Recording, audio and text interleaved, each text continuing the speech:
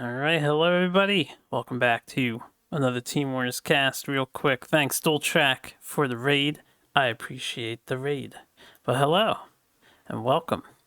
We are on... Oh god, don't yell at me too much this set. Well, you don't have to worry about me yelling at you there, but take a look on screen. Today I am joined by Seben, developer of Team Wars 2, and Icy. Say hi, Hello. you two. Hello. Welcome. Thanks for joining me Thank today. you, Calvin. Thanks for having us. I have to read Calvin's message in a moment. But yeah, we're on week 8 this week. We're going to be casting one set today. And the two gentlemen that are joining me are going to be sort of doing a review because we're going to be casting their set. It is the Juve's Disciples versus the Prismatic Illusionists. So as always, I forgot that was our photo. How could you forget? forgot you I spent minutes making this, Icy. I love it every time I see the animated Juve avatar. I was curious, since you're here now, you can verify or not, but is the image of Juve? Because I've never seen Juve. Yeah, well, it's traced from a photo of him, yeah. Awesome. Very nice. All right. Well, for the audience, as I try to do, let's introduce the teams. We'll start with Juve's Disciples. We have Captain Seben right here with us. We have Icy also right here with us, followed by Alpha Century, Bry Guy, Demi, Remy, and Ollie, filling out the rest of their roster. On the Prismatic Illusionist side, we have Captain Thayer with Niv Nation, Goblin, War Buggy, Andreas, Paint Sniffer, and 0_OU. So those are the two teams that are up against each other. I'll get the first deck set up, but feel free to share your thoughts on your opponents, guys, and maybe yourselves too, if you want. So, we're really good, you know. We won the last Team Wars, and we made one player substitution, and then trying to win the first Duelyst 2 Team Wars as well. Be really cool. Our opponents, there were some names I recognize, some names I don't really recognize, but they're doing really well. I think when this game happened, they're in third place, right? Yeah, Prismatic think so. Illusionist is very high up there. I don't remember they're doing, the exact standing. I think they were third place. They're doing really well. And I was looking at the decks they were playing in previous weeks, and they play some really interesting stuff. All right. I think we definitely underestimated this team coming into when we were evaluating who we were afraid of into week 1, and they've for sure exceeded I think what we were anticipating. a lot of people were thinking Lizard Lovers and Rook and Rollers were going to be a lot higher than they ended up in this week 8. Yeah, definitely. Keep Robbie, thank you for the Twitch Prime subscription, and Calvin, also thank you for the Tier 1 subscription. So I'm going to take a back seat and let our two casters take it from here. Feel free to get started with deck talk, and then I'll load the video in shortly. Okay, so we You both want to talk about the Abyss deck, Sib, that you put together? Yeah, so I mean we've both done the Team Wars Classic and opened with Abyss. This is post Dark Transformation buff, so we got a couple of those in, and a couple of Vorpal Reavers. I was gonna say it's normal creep aside from that, but yeah, the other kind of weird thing is 2 Vorpal Reavers, which I've seen a couple teams start to do now. It's just a big threatening meatball you can play on 6 mana, and opponents generally, if you're playing creep, they're not really saving removal. So you play Vorpal Reaver, and that can sometimes just win the game. Our opponents have a really really greedy deck. Yeah, this is... I imagine this is pretty good against the kind of the slower decks that can't pressure you very well, like kind of like slower Lionar or maybe Magmar. Yeah, it's pretty interesting. And we sent Alpha out in first. He wanted to play Banner, but he ended up going on Abyss instead. Yeah, I think they definitely they were not on what we expected. Right, yeah, because Over Abyss. we looked at their previous lists and they were playing the same aggro list every single week, so we thought, okay, well, this is going to be aggro again. And, you know, you can see by their deck and even their hand that they're really not on aggro. I think we just opened Abyssal Blood Tier here. Yeah, we make the kind of the L shape. Answer their Blood Tier with Blood Tier, and then threaten both tiles with the Abyssal Crawler. Yeah. There's probably better to do this the other way around, but it matters minimally.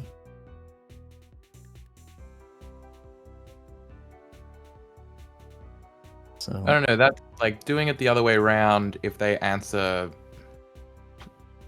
something with Blood Tier, they kill the thing we want to die by denying us the tile, as opposed to killing the Blood Tier. So I yeah. like this position. Yeah, it depends what they have, really, and they have both Shroud and Blood Tier, so... I think here we were mostly afraid of Grass Blood Tier, but we can see now that they don't have it. Mm-hmm.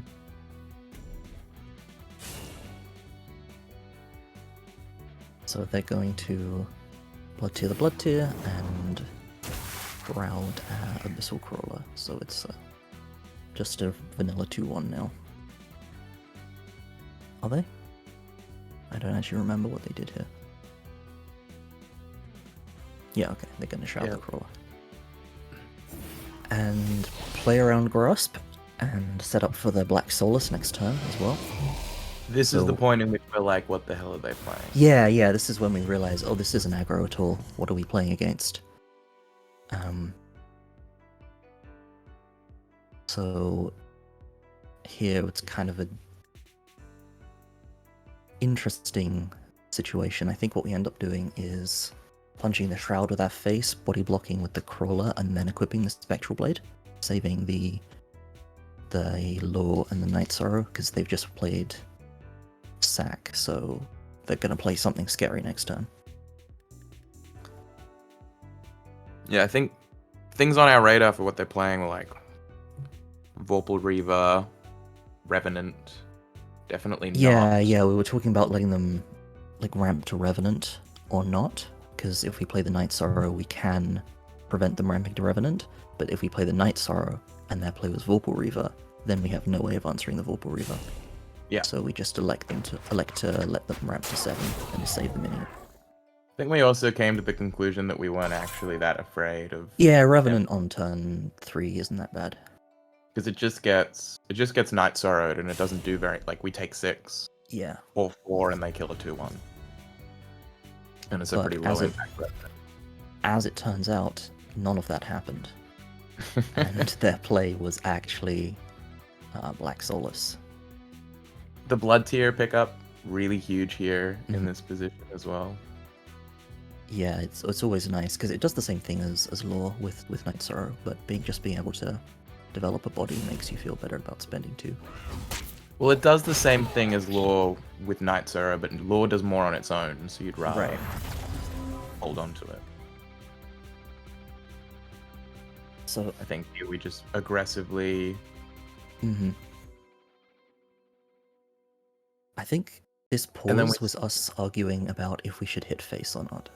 Yes, which is a recurring theme in this set. We started arguing if we should burn the artifact charge for damage or not. Which obviously we should. But let's see how it pans out.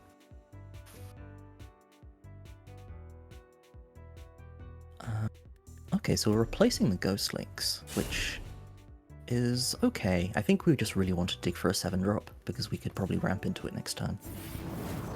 So we're sacrificing an alright play next turn and hoping just to find a Revenant or a Nova. obviously this is the Vorpal Reaver, that works too. This is the best possible answer to Black Solace, really. Well, also, like, we're sacrificing an alright play next turn, but we've got an alright play next turn in Law Night Sorrow, depending on what they do. Yeah, And we think we that replaced bigger into that bit- Night Sorrow though. Oh, did we? Yeah, we replaced the Okay. links. So here, they have a few options. They're gonna replace Law, which is, I don't know if I agree with that, because it's an answer to, well, it's an answer to Vorpal Reaver, but it's an answer to Revenant as well. I suppose they feel safe because they have the Night Sorrow. Here, their best play is just got to be walk back, play the Shadow Dancer, and kill the Night Sorrow with their face, which you couldn't do last patch, but now they have that luxury.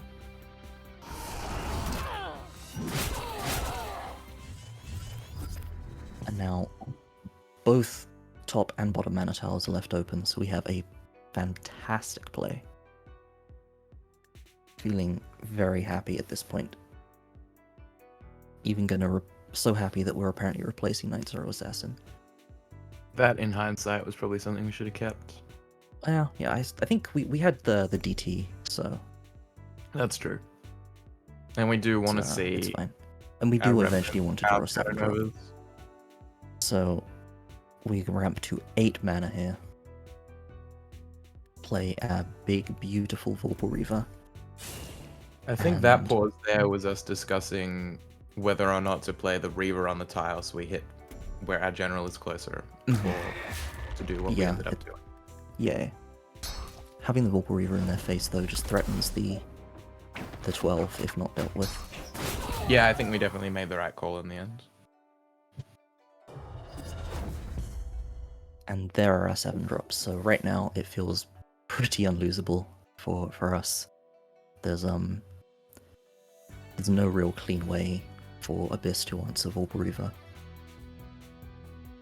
And then whatever they do, we just have Revenant or Nova next turn. No part.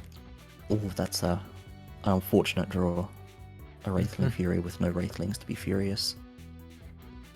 I believe you can cast that on to enemy Wraithlings, so they could punch the Vorpal Reaver, Night Sorrow it, and then give us a 5/5 flying unit. I hadn't considered that.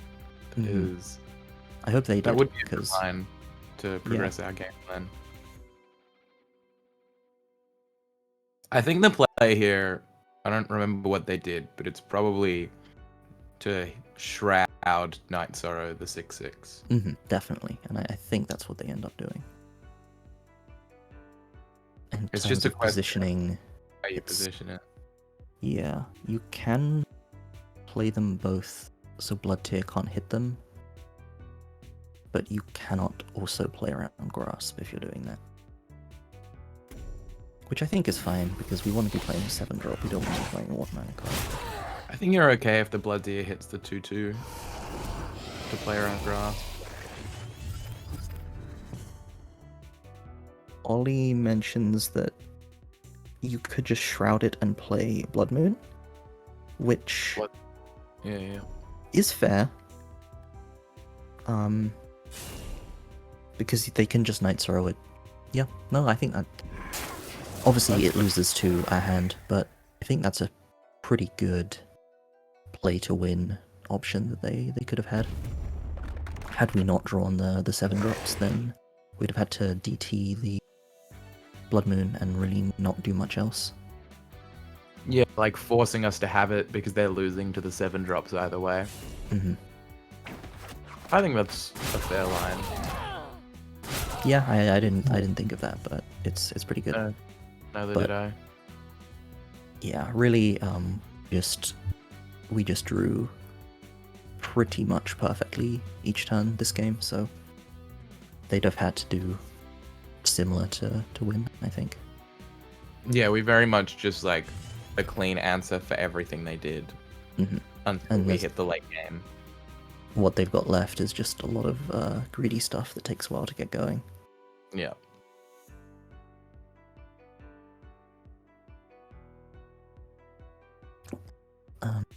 Yeah, like without the knowledge of us having a Revenant, the Vorpal Reaver is a pretty good play here. Again, we would have to DT it and do It's little definitely else. another like have it and you win, but you have to have it. Because if you have it, it doesn't matter what I do. I'm dead. Yeah, exactly.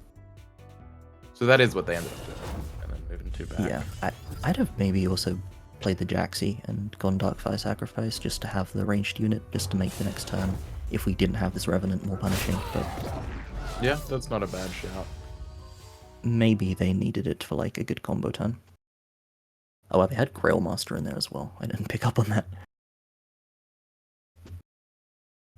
So then they do the classic Team Wars maneuver of counterpick Abyss with Songhai. It's tried and tested, and it's usually pretty good. They've opted for 3 Ghost Links, 3 Heavens, and only 2 Lantern Fox as their kind of card draw suite, which is interesting. It's a lot of card draw. What do you think of Otherwise, the high deck? Because I know like you don't like running Phoenix Fire. it's not that I don't like it. It's just I kind of run out of space. So, next week we can have the 43 card deck with 3 Phoenix Fire. That's true, we can. But yeah, no, it's a good deck. People put their little variations on it. I'm not a fan of 2 4-wins. I think 3 4-wins is just too good to not play. But I also overall, I it's agree with it's Ollie. good. I like the second Killing Edge and the third Heartseeker a lot. Heartseeker stocks did go down a little bit this patch because new Void Pulse actually answers it very cleanly. So then Abyss used to be like a pretty good faction to play Heartseeker against, but now they all play triple Blood Tier, and they probably all should play triple Void Pulse. Yeah, that's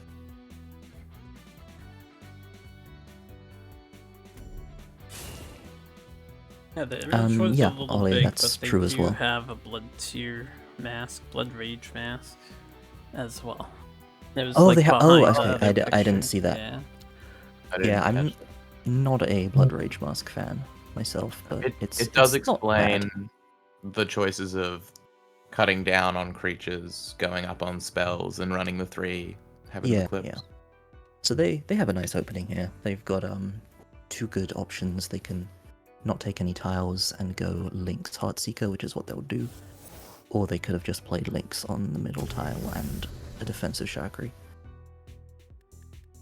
I think I like the defensive Chakri there. It obviously doesn't matter within the context of our hand, but Yeah, we could have answered both pretty cleanly here.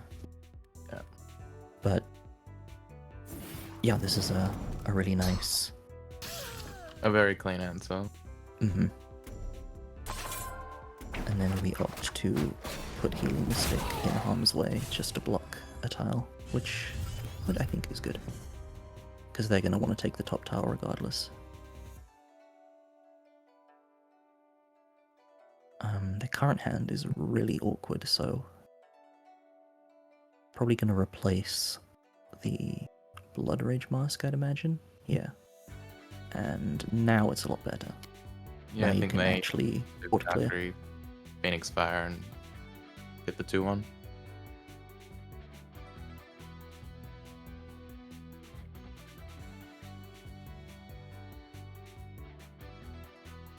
Yeah, a Mana Vortex would have been huge here.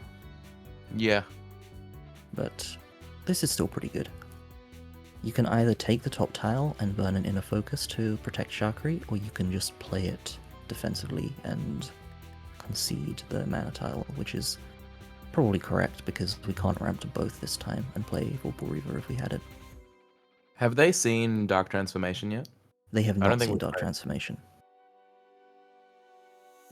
So that's something to bear in mind. They don't necessarily know that we have it yet.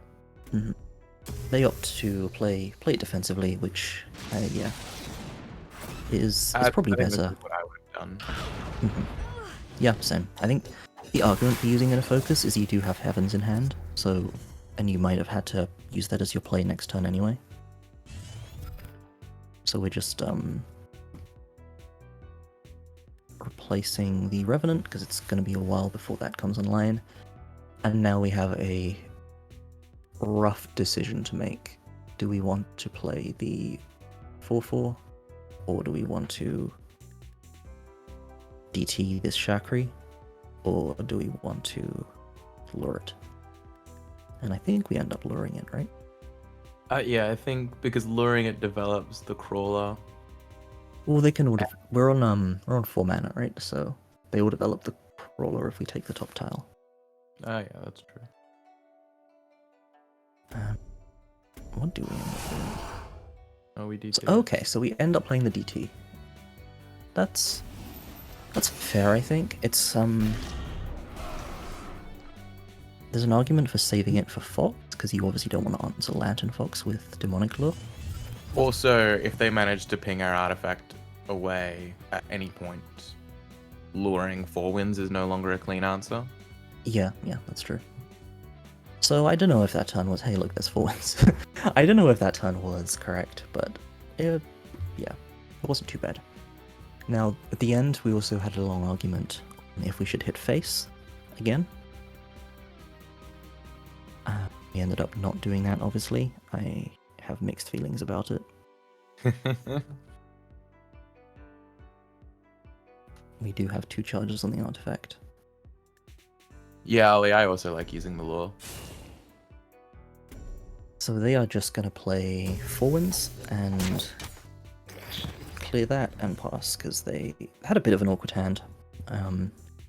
Now, of course, we can lure the 4 wins, but we're on 5 mana, so that would be all we could do. Gonna replace Nova and just hope to draw that back later. We thankfully get an additional play on top of lure, but this is kind of a big tempo swing in their favor.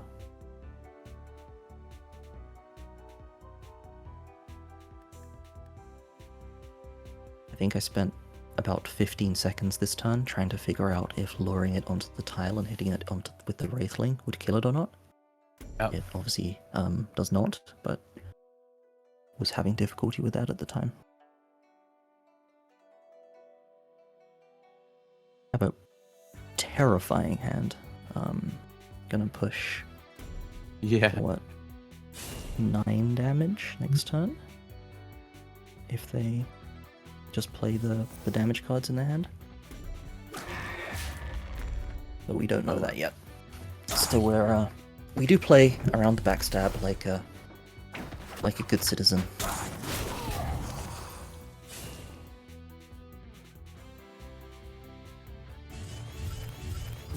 And draw pretty good. We got lore, we got healing, we have a 7-drop.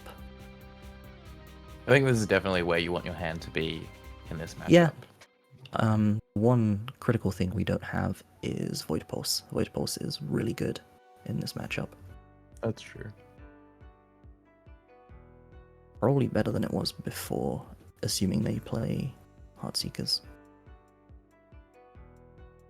Sometimes you obviously just want more healing, but the being able to hit minions will often save you more than 1 damage. So they're going to replace the Stay the Spine. They are, and they're going to get a very good draw. So they're on 6, so they could play...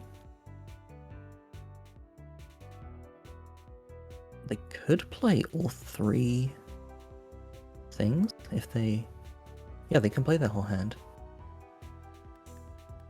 Which is pretty strong. They could play their whole hand and clear the board. Deal a decent chunk of Yes. damage. So they're going to start off Opting to with see what they get. Heavens, which is, yeah, that's obviously correct. And, oh no. Oh, those. That's really unfortunate for us. One thing I will say is I'm surprised they didn't... I guess they didn't want to take damage from the creep times. But Yeah, if they're taking 5, they're taking 5 either way. yeah, I would have cleared the Wraithling too, but yeah. So that was a big swing. They pushed 8, cleared our links, and we got a Blood Tear, which is pretty good.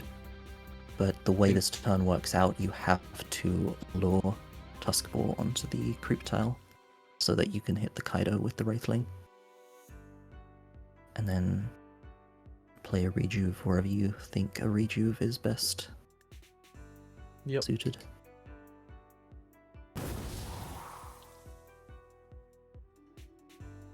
And we were trying to figure out, is there a way to use Blood Tear to clear this board, get an extra body, but there wasn't.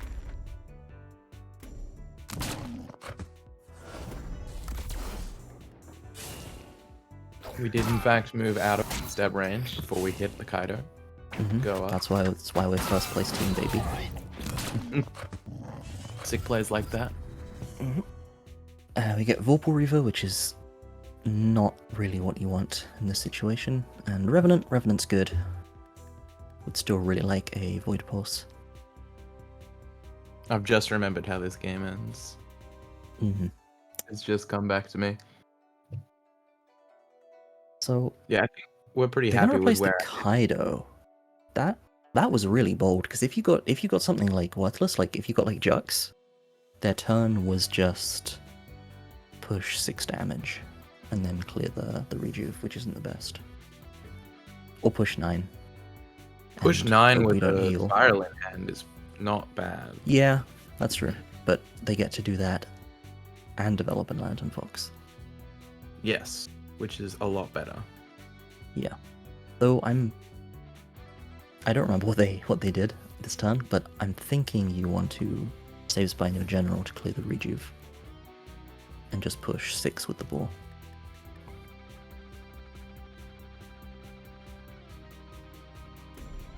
If you can do it in a way that plays around Nova as well.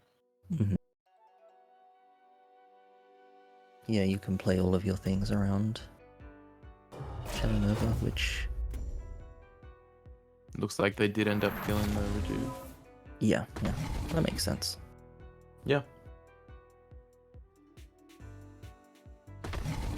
Oh no, they didn't. Okay. I mean, I respect this too. We have Spiral in hand. If we don't have healing, then regardless of what we do, it's over. So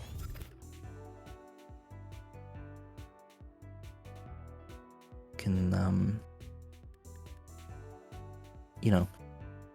our dear viewers can see that it is completely over for us. Yeah. But we don't know that. So we're just gonna clear this thing, and then Night Sorrow, and then Rejuve. So we don't die this turn. But with their hand, it's not looking good because the health total works out, so they could just kill us over 2 turns if we don't draw more healing, and we've already drawn a lot of our healing. So not putting them on a relevant enough clock to end the game. Yeah. I mean, we've got threatening 12 there, but 12 plus a 7 drop 18. isn't enough, right?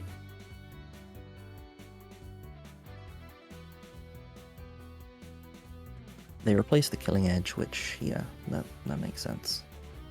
And they've already used 2 Inner Focus, so it's not particularly likely they get the 3rd from this Heavens, but you may as well try anyway, I think. Also, as a fun fact, if we had hit face, we'd be on 9 and they'd be on 17. We'd have a lethal. Survive on 1. You know, you could make an argument that they would have played the game differently, but... Yeah. Oh, what a Heavens Eclipse. What a Heavens, that's beautiful.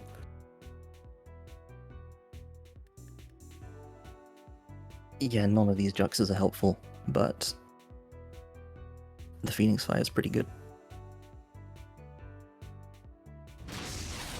I mean, you can just use the Juxes to make your dudes pretty. Yeah, I'm kind of disappointed that they did not Jux 3 times to buff their Shakri out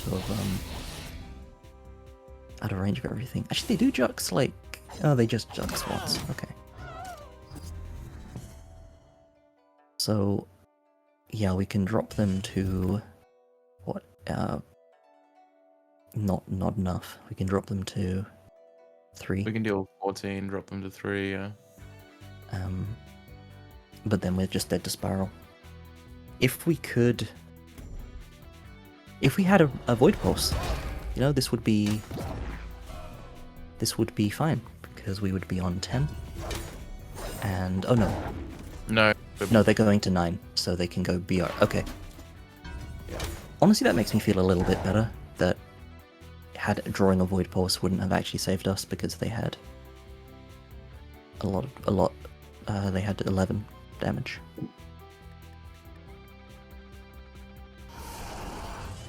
Here we're going. If they have it, they have it. And then they had it. So, you know, it's a good effort. We could have won that one, but just didn't quite get things we needed. It was definitely close for a while, and then they hit their critical hits. And as the Team Wars Circle of Life goes, we send Abyss, they send Songhai, we send Lionar. This Lionar list is pretty standard, aside from no Regalia and the addition of Tiger. Because we wanted this... Oh, also Blood Tear. We just wanted this to be really good against Songhai, and Regalia is kind of bad against, you know, Four Winds and Blood Rage and Phoenix Fire and such. I also but Tiger really like is really good. Tiger gives you. Mm-hmm. Yeah, I mean, it's very much fallen out of fashion, but Tiger's still pretty cool. Both sides having pretty good opening hands here. They replace their horrible hand with 0 playable cards into a really good opening, and are presented with a great philosophical question of do you open Lynx or Kaido? They make the decision of Lynx, which I still don't know which is better. Because, you know, the Lynx, it gives you more options next turn. It makes your hand healthy size, it's nice. But with the Kaido, if you draw a Jux, or if you play MDS, then the Kaido is where you want to be. I think I'm probably of the belief that Kaido is a better opener. Mm-hmm. Yeah, I think I'd agree, but I know there are definitely times where I've opted for I have no teleport cards in hand and I opt to open Lynx just to have a nicer next turn. I guess it always does really the context of your hand and your deck. Mm-hmm. Yeah, absolutely. So we've sent in Bragai, the undefeated, I think the only undefeated Team Wars player up to this point, with a record of, I believe, 1-0. And we've sent him in to claim his second victim. He really opens. Undefeated? Yeah, he's played one game and he won, and we love him for it. Check the stats. Yeah, I'm having a look through. That is correct. He was 1-0. So, you know, coming into this, we have sky high confidence. He's never lost.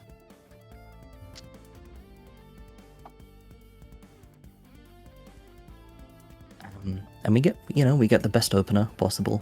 Silverguard, we played above the general. We don't want to play it in range of the enemy Songhai general because Saberspine Seal. And don't really want to play it in range of the Lynx because they could go like something. They could go like Lantern Fox. Or no, they could go like 2-drop Mana Vortex Killing Edge or something scary. Or like Killing Edge Jux, or, you know. Well, they can still do that. But they don't. They just slam a Four Winds, and it's pretty good. We're not lacking a way to clear it. We could clear it, but I don't think we do, because it's kind of sad. I think we just play a Sunriser. Well, we play a Sunriser and a Mystic, I remember. We just get as many stats onto the board as possible, because if you're at 25 and your opponent has 4 mana, it's one of the few situations where 4 wins isn't that scary. So a way to kind of beat Songhai is to just put lots of stats on the board that they need to answer. So we do think about this turn for a long time. It's an awkward position. I think we're sold on what we wanted to do, and we're chatting over where to position everything. I think we opt for Sunriser on the tile and Healing Mystic in their face, which seems good. There's unfortunately no way to play the Sunriser and dispel the 4 wins, because they played that. They played that in a nice position where dispel is pretty standard in Lionar now, so they played around that well. We could heal it though. They didn't play around that. And then we saw the Martyr. And then we draw Martyrdom, so we're quite happy.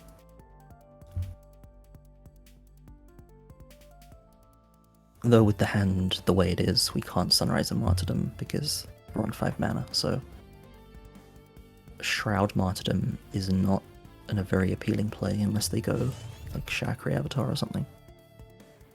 Which we can see by the hand isn't going to happen.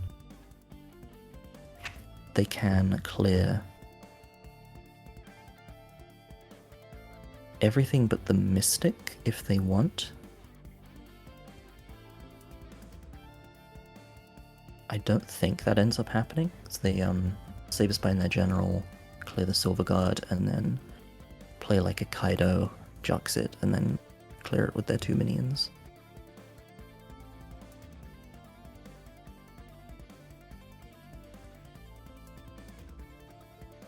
Well, the other thing to bear in mind is if they're standing next to the Sunriser, every spell proc is going to deal 2 to them, or 1 to them, net. Only if they take damage.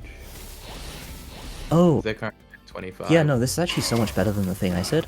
They do the play I said, but like correctly and intelligently. So, good on them. They do take... Oh no, they don't even take the damage because they're at full health. Yeah, okay. That was really well played.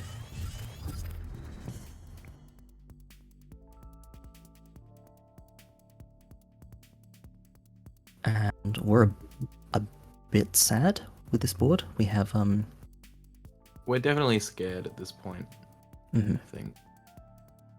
But we can have the Martyrdom and we have the Shroud. And I don't think we use any of them. I think we just jam a Rejuve. Because we can clear one thing at least.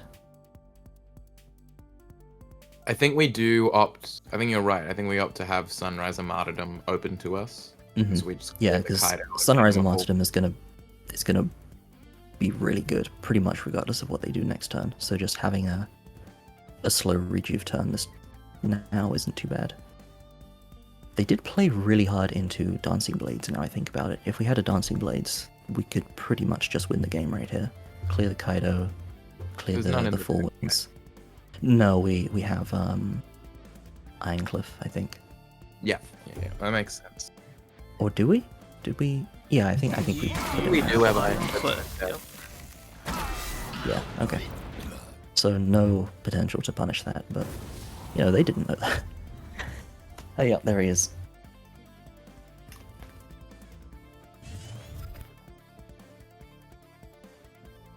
So, looking at their hand, we are taking probably a lot of damage this turn. But we're at 25, so it's not so bad.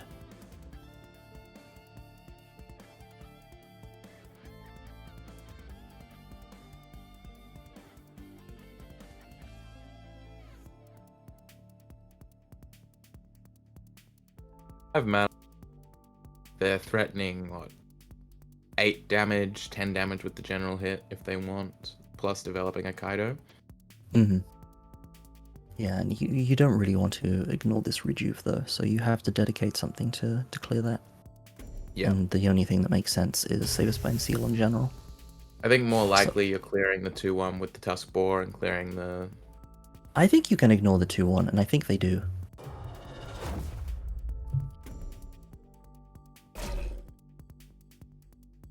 Oh? Oh, no, Ignore okay. everything.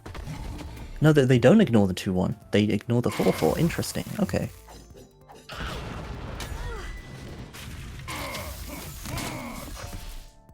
I think this looks like the point that we decide to Sunriser and Martyrdom the 4-3. Do we do that, or do we play the Iron Cliff? I don't remember. No. Sunrise and Martyrdom is better here, so I'm hoping we do that. There was definitely some discussion around playing the Iron Cliff, because, you know, can provoke 3 things, and it's pretty cool. There we are, hovering over it.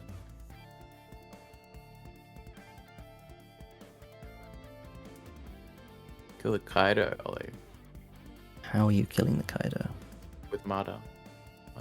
Then you leave the 4-winds up. 4-winds is much scarier than Kaido. Yeah, that's how I feel. Oh, I think here we actually do decide to... No, okay, we don't. Yeah, we just go for the sensible play. We're Yeah, sensible okay. people. Good job, team. And then the question is just where do you want to position? And I think the answer we settled on was I hope exactly here.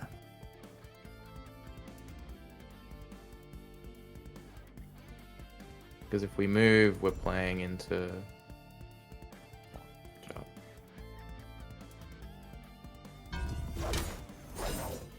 Yeah, this is pretty good playing around Jux, as far as playing around Jux goes. I think I remember a panicked, no, don't move, to that hover. So they're running kind of low, so they probably want a Heaven's Turn this turn. Though, yeah, they're just going to do that first and hope to get some good stuff. Though even without, regardless of what they drew, they had an okay clear with The Ghost Links. Yeah, Kaido Jux it with, like, Kaido behind Kaido, Jux it with Sunriser, and then clear it with Kaido Ghost Links. Yep. And like they can still do that, but they have a few more options now within a focus. Yeah, so they're not gonna do that. And oh yeah, this was this turn. I think there was some miscommunication in their team on this turn. Oh, yeah, we think they, like, miscommunicated what the Jux was. Yeah, because it's this is kind of awkward, where the Kaido is just kind of sitting there not doing anything.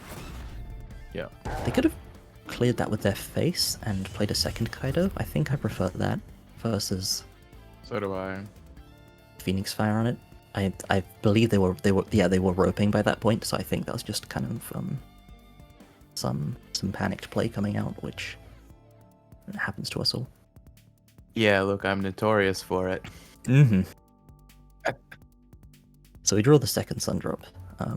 Feeling pretty good, though the hand is quite terrifying. So is ours, Yes. if you're a Songhai player. I think we just Iron Cliff heal here. No, we go for the Shroud on the Kaido Assassin. Oh, you're right. We provoke all 3 things. Yeah. And then Shroud the Kaido. Yep. And then hope that he doesn't have a clean way to get rid of Iron Cliff. Or deal 16. Yeah, clean way. His hand is honestly looking like a clean way to deal 16. But he would need a Jux to do that. So we play... I remember this. We play the Shroud there. which is just bad. Because now he gets 1 million free backstabs. And we could have just as easily played the Shroud behind our general. It's doing all the same things, and he does not get 1 million free backstabs. He couldn't have gotten rid of that easily. Needed Jux. Yeah. I think we did come to that conclusion, but after.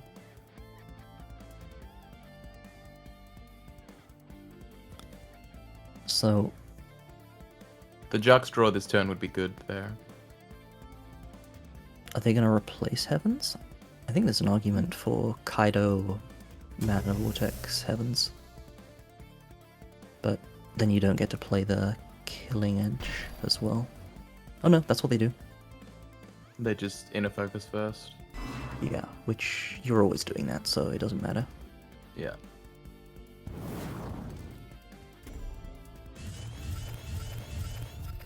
Oh, it's this And- turn.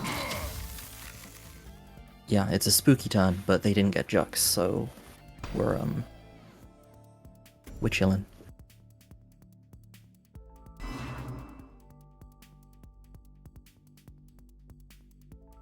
Oh, they did get the Mana Vortex though, so they got to Killing Edge us. Yeah, yeah.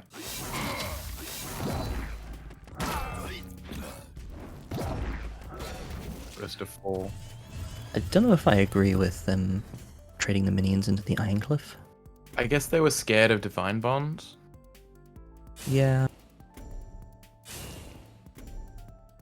But Is this thankfully, just lethal?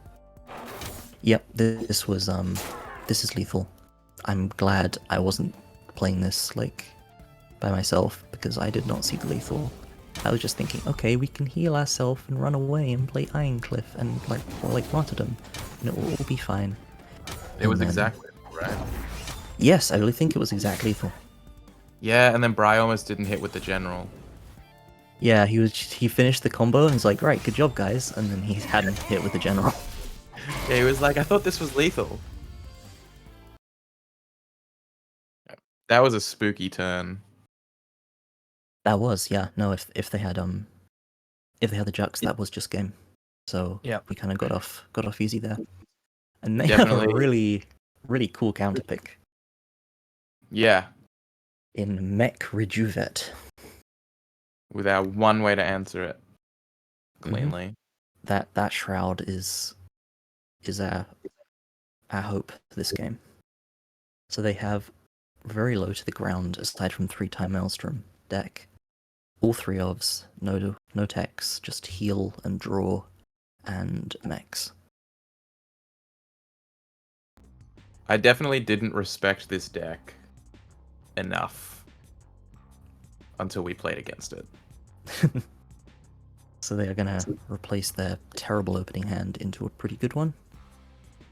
And we are going to replace a bad opening hand into... Let's see.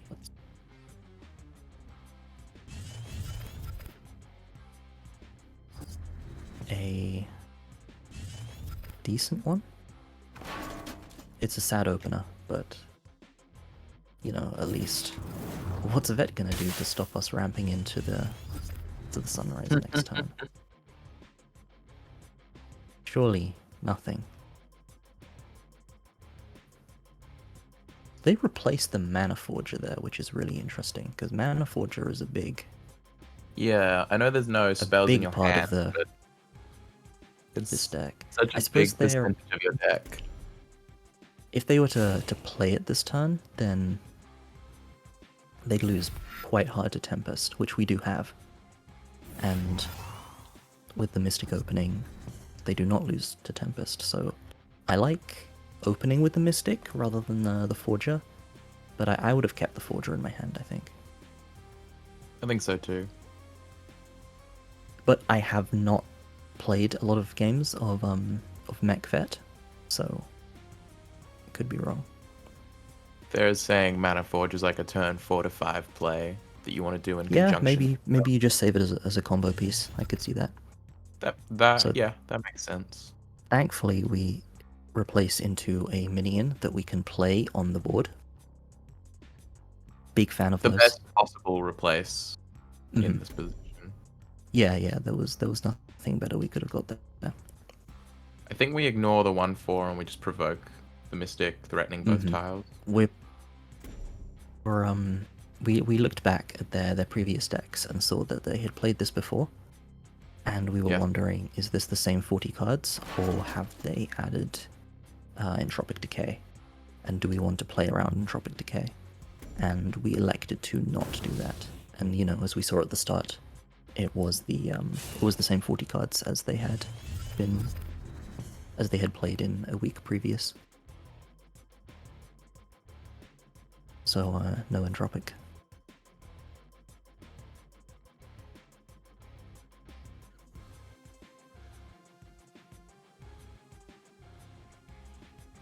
You might not even want Entropic in this deck. Oh, I think you definitely would. It answers scary things that want to kill you, and you can kill off your own mechs if you want to.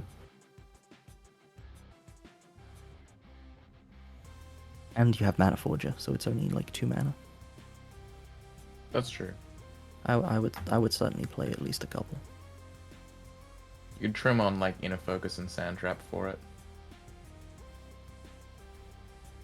Inner Focus. I don't know, I think Inner Focus is pretty top tier in this deck. You know what I mean. Yeah. The vet one. Mm-hmm.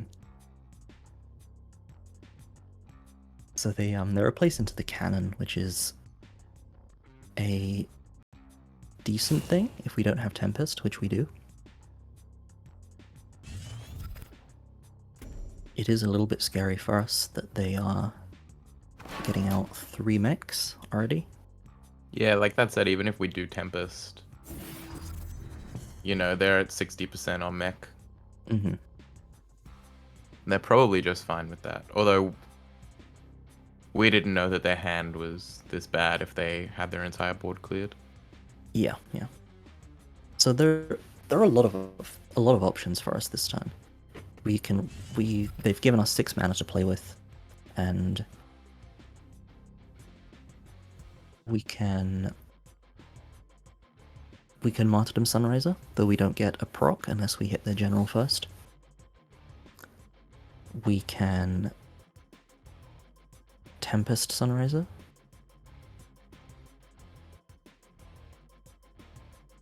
We can Sunrise a Healing Mystic. There are a few options. We crucially cannot Sunrise a Healing Mystic and kill the cannon. And the cannon is really what we're scared of. Especially given they have First Wish in hand. So what we end up doing is sacrificing the Bloodtear Alchemist. Deciding we don't care about the 1/4. Mm-hmm. Yeah, clearing the 2/3 instead. And just going Tempest. Almost playing the Sunriser in Entropic range twice, apparently. 3 times. And then playing it in the correct position.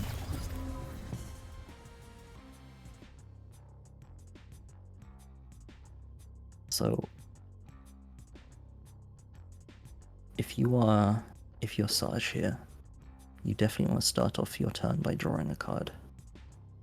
Yeah, I think First Wish is always the first thing that's happening here. Mm-hmm.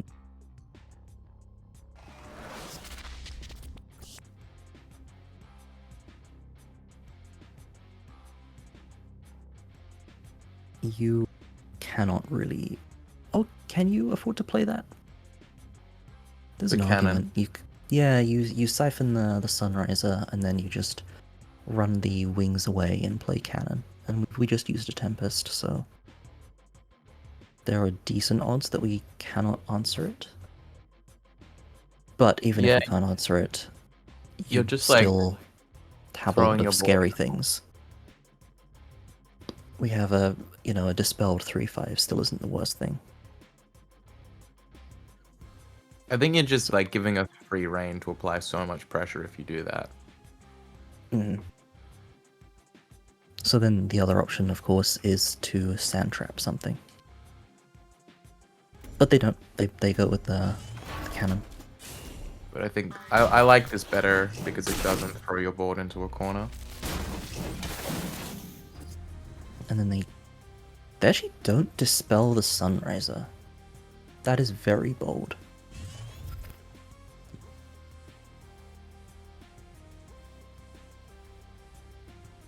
We could have had like 5 sun drops and killed them or something. We didn't though, so I'm gonna master Nat for a net health gain of 0, and then Healing Mystic. And we actually play intelligently here and play around Entropic Decay that they don't have in their deck, but we thought they did. We put the Healing Mystic behind them for that reason, right? So they can't move down the Exactly. Sunriser. Okay, so there's a saving use spell for Ironcliff, which... That makes sense. Yeah, if you literally don't have a way to deal with Ironcliff, like, cleanly, so being able to run away from it is the next best thing, I guess. So Sand Trap on Sunriser is actually like really solid. It's basically hard removal, because unless we want to dispel it, and we don't because we want to dispel mech. And oh, this is actually okay. Yeah, it's this turn. This is easily the coolest turn of the whole series. Oh yeah. So they Sand Trap the Sunriser, and now they have this hand. They move It took the us top all our a general, second to work out what had happened. and they're considering Sand Trap, but then they're gonna see the cool play they can do soon. They're on 80% mech progress. They can play the Helm.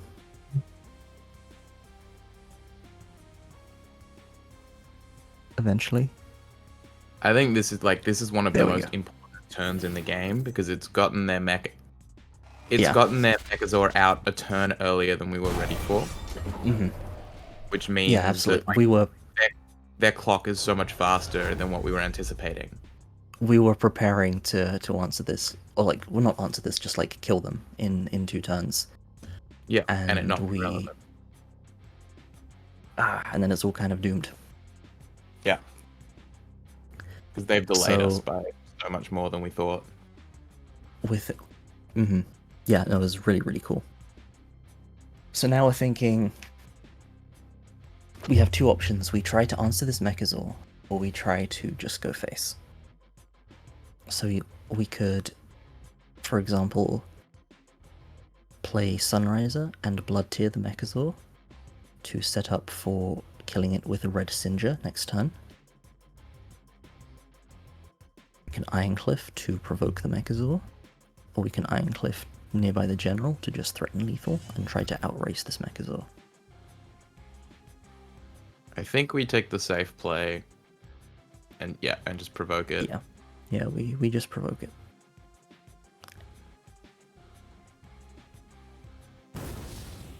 And we reason that, okay, if he has Entropic, it's doomed.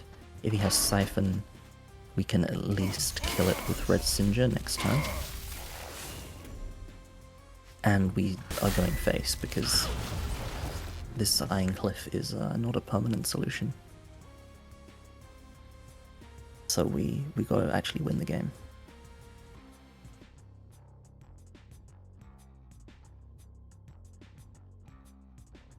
Aligning Ironcliff so Entropic hits both of them. Yeah, we should have.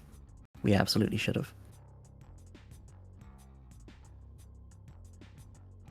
I think we also reason that they probably don't have it at this point, but Yeah, right. no, we're like reasonably confident at this point that they are playing the same 40 cards as they were the week that they played this deck last. But there was not really a good reason to not do it anyway. there's no so- downside to doing it that way, and there's a lot of upside if they do have Entropic. So they draw their inner focus, which is really bad for us because now the whole plan of Yeah, Singer suddenly hitting doesn't it do with the Ironcliff and Singer, that doesn't work anymore. That was Sand Trap is fine because we were just gonna punch.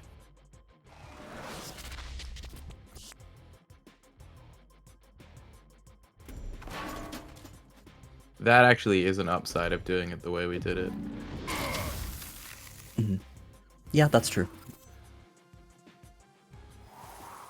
Not that either of those things were in our head at the time, but Yeah. So, I think we've just come to the conclusion that this game's over. well, I mean, if we replace into Tiger, we win, right? Like, we have Oh, two you're Tiger, right. we have Immo in You're right. hand. If we replace into Tiger, we won. Also, if we replace into Shroud, we won, because we could Shroud the Sunriser, and then it can move, and then punch, and it does the same thing as a Tiger. But we Yeah, did you're not right. replace into Shroud or Tiger. And this Sinja is 1 damage off killing the Mechazor. Not that, in retrospect, it would have mattered, because they have Maelstrom in hand.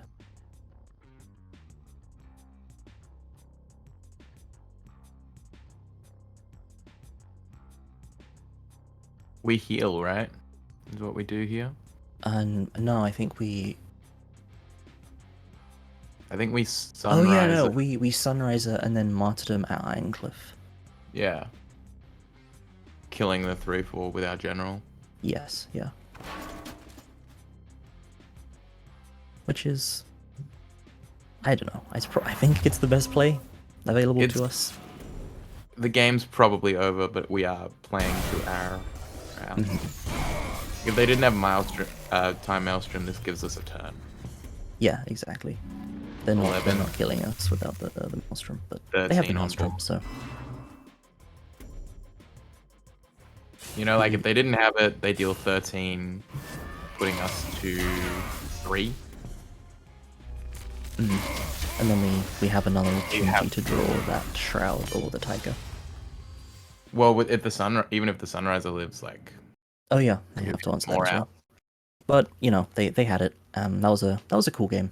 That was a really cool turn, killing their own helm with our Sunriser to get That Mech a was turn early. definitely the thing that won them that match. Yeah, it was really well played. So our answer to Vet is Vet. We have 3 Entropic Decay and 2 Shrouds, so much nicer answers to Mechazor than the previous deck, and also just a lot more early pressure. Entropic not targeting is like a really huge way to clear. Yeah, mech. yeah, Entropic is incredibly good against Mechazor. Yeah. So we felt pretty happy bringing this deck in. The only real concern is we only have 1 Siphon, so if they play a early cannon, we don't have great ways to answer it.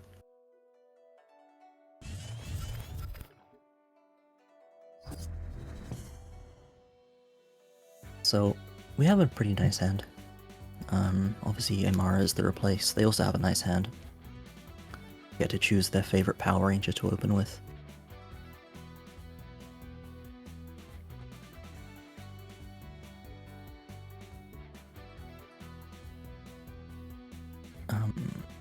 Yeah, so we're just going to replace Amara and open Araki, because that's just the best opener we have.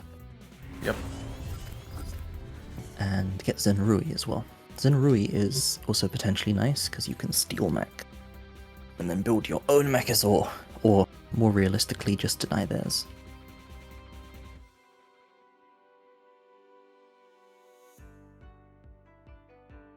So Like they're tossing up whether to cannon or sword.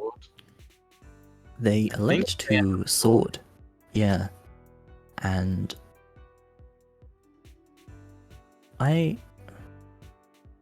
you know, if they could see a hand, I'm sure they would have played the cannon. Cannon is just a lot better for them here. We have no answer to it. Yeah. But hedging against Siphon, you know, it's reasonable to assume that we're playing triple Siphon. They elect to play the 3/3 instead of the 2/2, so I don't mind it.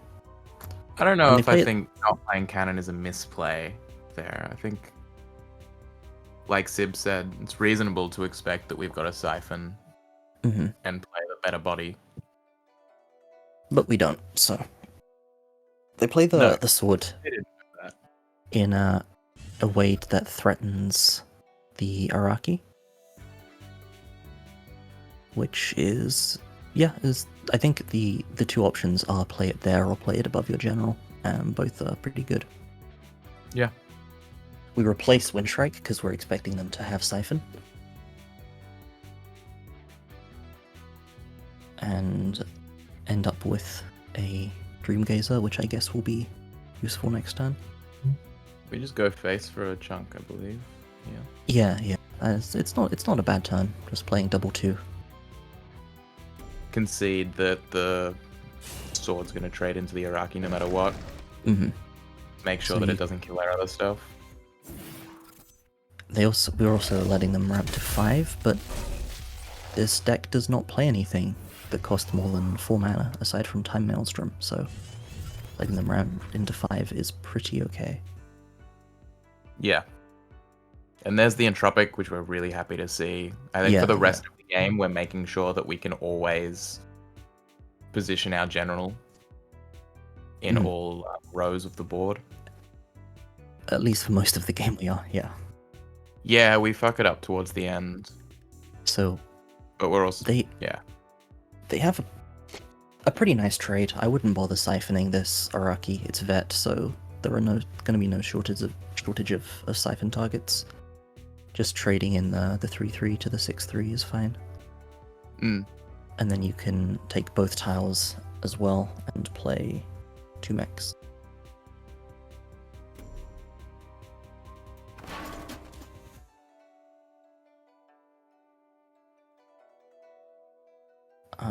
Yeah, that works as well.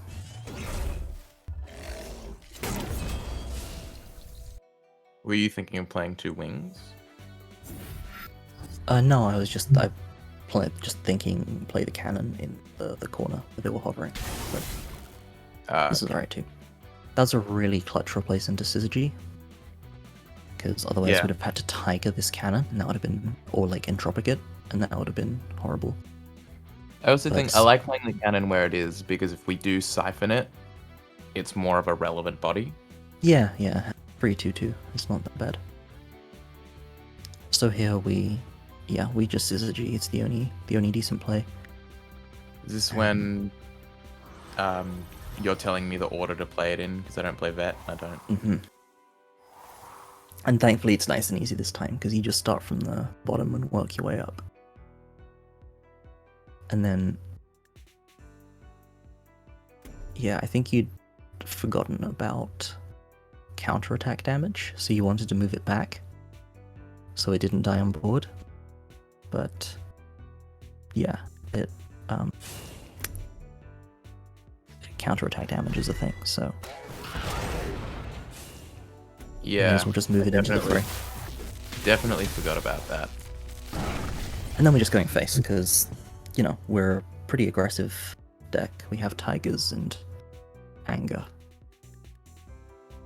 And they don't have a great way of killing a 4/1 cleanly. And we've got a pretty comfortable hand. Mm-hmm. Yeah, the hand is nice. We've got Zenrui for if they play another cannon. We have Tiger First Wish to just go face with. We have the Entropic for an eventual Mechazor. It's looking pretty good. Yeah, it's capable of either being very aggressive or very reactive, depending on how we need it to be. Mm-hmm. They do get a nice trade on the Mystic, but aside from that, their turn is... Oh, they have a Mana Forger as well. So, they play a lot of things, and they threaten a Mechazor. I'm not sure... Are they on 20% or 40%? Were you keeping track? It would be 40% because we killed a sword and a cannon. Oh yeah, okay. So this is just threatening Mechazor on board then. So we... I think we decide that we have to steal. Yeah, the options are like Tiger the Mana Forger and just like clear some of these things. We could actually make it so they can't get mech next turn by not giving them anything with 4 attack and just leaving the 1/4 wings unperturbed. So there's definitely an argument for doing that, and then you first wish the Dreamgazer as well. And then just don't use the second first wish to keep everything below 4. Yeah. But what we end up doing instead is just Zenruiing it. Get a nice big board, move in, go face, and just hope they don't do anything too painful for us with the Mana Forger. I think in hindsight, leaving the Mana Forger up was a mistake. Yeah, if we could see their hand, we weren't definitely not going to do that. But And we knew the entire 40 cards in their deck. We knew that like if there was a 1/4, there are ways to kill it off. Mhm. I think just non-existent, if not very limited. I do Looking think through the deck, there's no way for them the to play have we killed opted it. to not do was the correct one, I think, because now they get to play Sand Trap, Second Wish, Sand Trap, Sword. Yeah, they get to do so much more than if they just had a 1/4 on board. Mm-hmm.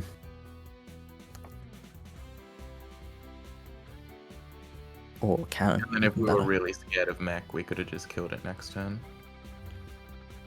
Yeah, and the way we're positioned now is they can play it in the bottom left corner, and we cannot move our general down to use Entropic to clear it. So they have 3 mana, right? So they can just they can play that cannon and then trade these off. And both of our creatures cannot move. Mm-hmm. Yeah, so that cannon is just chilling now. And we draw a Shroud, which is pretty clutch, because that's just an easy way to deny the cannon. I'm hoping that we shroud the cannon and clear the. Yeah, I'm pretty sure that's what we do. Shroud the cannon, because deny the Mechazor progress. Play the Tiger behind his general. Play around stars, just because like you might as well. And first wish. I assume the Dreamgazer. Yeah, I think so. Also, I'd probably be playing around in Tropic before stars, like putting the Tiger below. But we didn't do that, so I'm just making what we did do sound like the correct play. Rationalizing. I love it. You're right. So, every play that we did is correct because it's the play that we did. Exactly. And then we're going face again. We could drop me down to 13, which is a little bit scary with Maelstrom if they ever get to stick a board.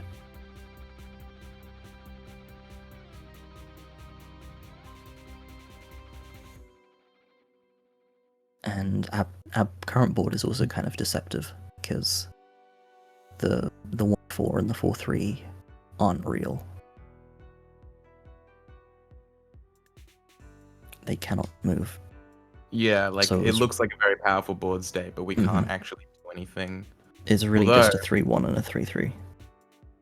I think something on our mind though is definitely that this is a 4/3 blast unit if we see a Syzygy at any point, and there's 2 more in our deck, I believe. There's just the one more. We have more, we've 2 got 2. Syzygy and 3 Entropic Decay. Okay. So we're gonna clear the Tiger. And play Mana Forger Cannon. Pretty solid. And then body block with Healing Mystic. And also dispel our 3/3 just so it can't cleanly answer the Mystic.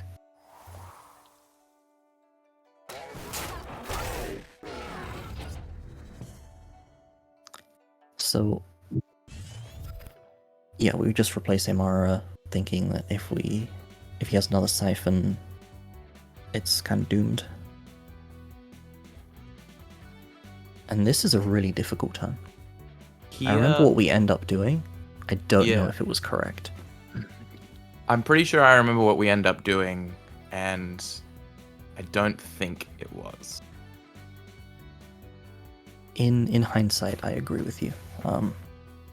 There are a lot of things you can do. You can just ignore this little, like, breakout group in the top left, and develop things around his face. He only has 8 health.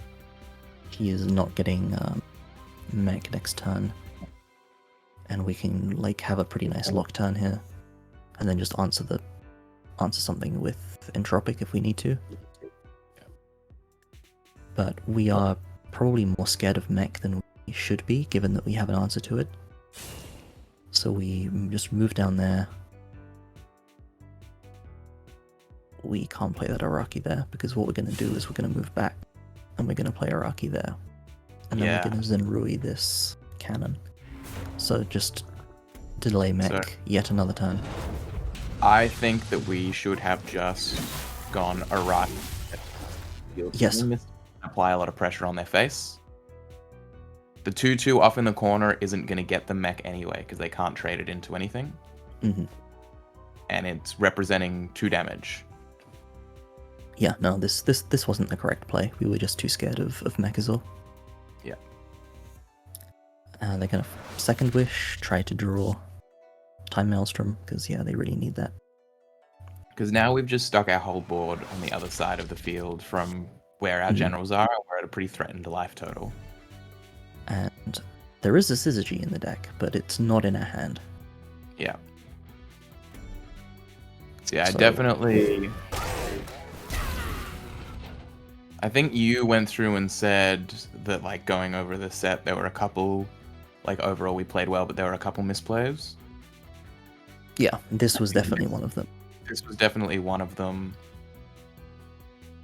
And I think we saw one earlier on as well. The backstab. The backstab was one of them. Mm-hmm. Yeah. Those were 2 plays that definitely could have, like, punished us and lost us games. Yeah. The just misplacing Shroud 1 space too low was gonna actually lost us that game if they drew Jux. Yeah. And now we're kind of scared. All of our guys are over there, like over in Narnia, and they're threatening 7 damage. They're threatening 1 million damage with Maelstrom. I think we replace Araki here. I hope we do. Yeah. Yeah. And there's Syzygy, which is pretty big for us, I think. I don't think it does it this turn. Yeah, I mean, it's good to have, but yeah, you're right, we don't play it this turn, because the only things we kill with Syzygy are we can't hit his general, so we're only killing the sword, which gives him mech, a 2/1 healing mystic, which we can clear anyway. I believe what we do is kill the healing mystic, move 2 back. Always general, trading this. Place a Lady Lock in front of us. Oh no, Lady Lock below us and rejuvenate. It's the Lady Lock in front of the sword to just provoke it and try to deny the frenzy, if like hoping he doesn't have the. I think this could be the 3rd siphon. Yeah, you're right. And then just first wish this, and just really hope that there is no. And we're setting up for no siphon. The big blast. Please tell me we move it down. Yeah. Okay. Yeah. So we are dead to siphon Time Maelstrom here. Siphon the Lady Lock, run the sword into Rejuve, play mech under Zenrui, Time Maelstrom, and then hit with everything.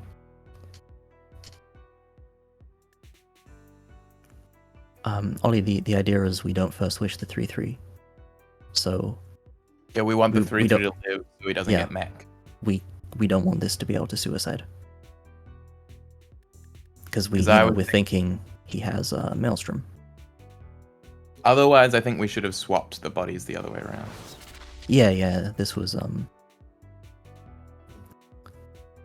this is like a bad play if Maelstrom isn't a card. But Maelstrom is a card, so we kind of have to play around that. Yeah, we need to respect Mech Maelstrom. But he first wishes here, and there's no Mana Forger, so the threat of Maelstrom is gone.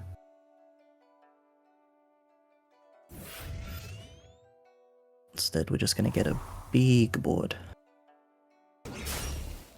I'm confused why there was no Siphon on the lock, and then you could. Because they're scared of. There we could have moved. Oh yeah, you did walk into lethal. You're right.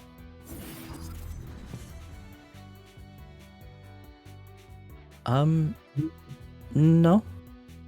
Oh yeah, because Yeah. we have no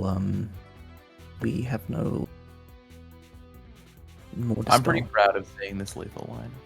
Yeah, good job. I was thinking we had to use the Zenarui at the back. My mind had just kind of erased the Zenarui that couldn't move from my conscious, but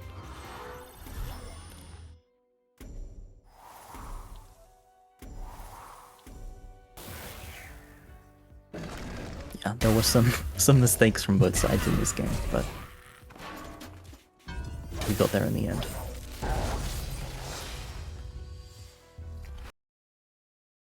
So if you stayed in the corner, our out to kill you would have been Siphon.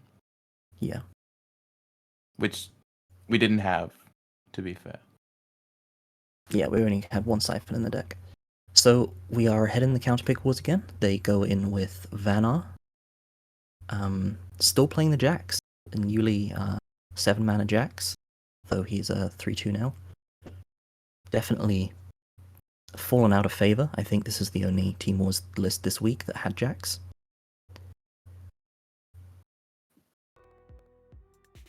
But yeah, pretty good against Vet. There's no real way to answer it beyond stars or what have you. Yeah, Jax into Vet, definitely a scary prospect. Mm-hmm. And especially if you're going second, play it a turn earlier. Yeah, in like some of the earlier meta games, when I was playing a lot of Jax because it was a lot stronger, Vet was one of my favorite things to see. Yeah, definitely.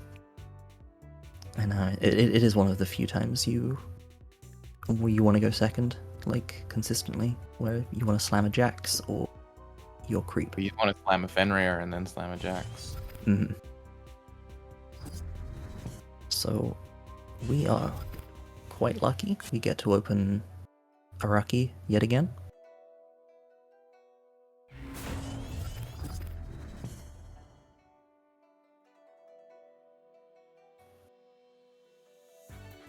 Yeah, the score is robust.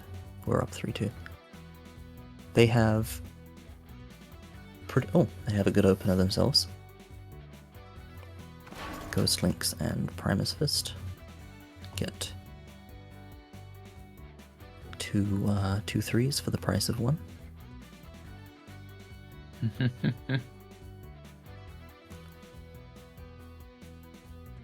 Ollie, were you here for this set? I don't remember.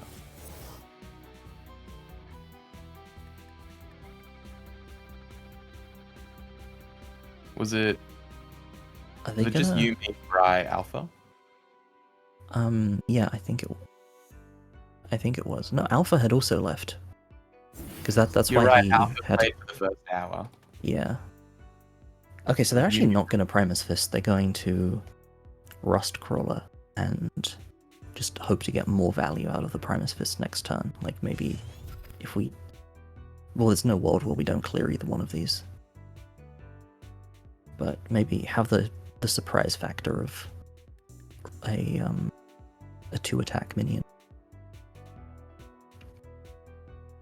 The hand is looking quite nice if they can get a tile, because then you can go lock plus your choice of 2-drop.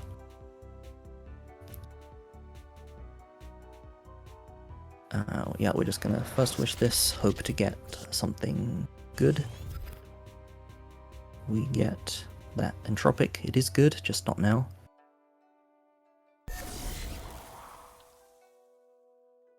make a nice 4/4. Move forward, clear the Rust Crawler, punch the Ghost Links with that general. Basically removes it. 0 awareness in the medium.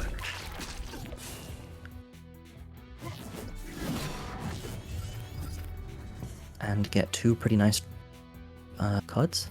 In this matchup, you really just want to play as many minions as you can. Find all of your 2-drops, slam them in their face, and just make it so that they can't play big scary jacks without dying. Their hand's looking pretty nice. Yeah, no, it's a good hand, but yes. Yeah. Double Primus. Even though it does track negative values. The attack is displayed as 1, but If you hover it is over in it, fact negative 1.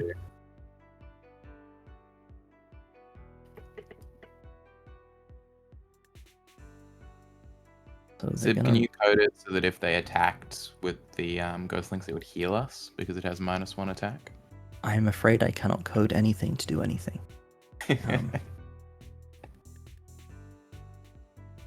So they're gonna... Oh, they're actually just going to Do they just double Primus. Clear? Okay, I actually didn't remember this turn, but yeah, they're gonna double Primus. Good knowledge of that interaction, because they probably would have Ghost Links Primused if they had not known about it. I think that's a totally reasonable play, and also like the positioning makes it so that we can't cleanly kill the 2/3. Mm-hmm. If we do want to trade, we have to trade into the bigger threat. Yeah.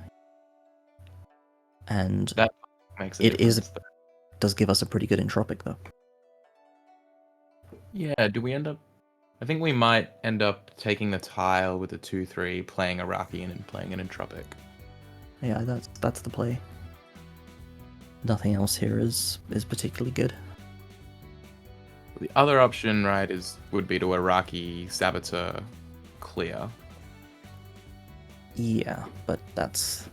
But I think Entropic's playing better. 4 mana worth of cards is a bit sad. To not even clear the board. Yeah, I think I agree. I think this is what we did. It's correct. He does have the jacks in hand, but he cannot play it next turn, which is nice.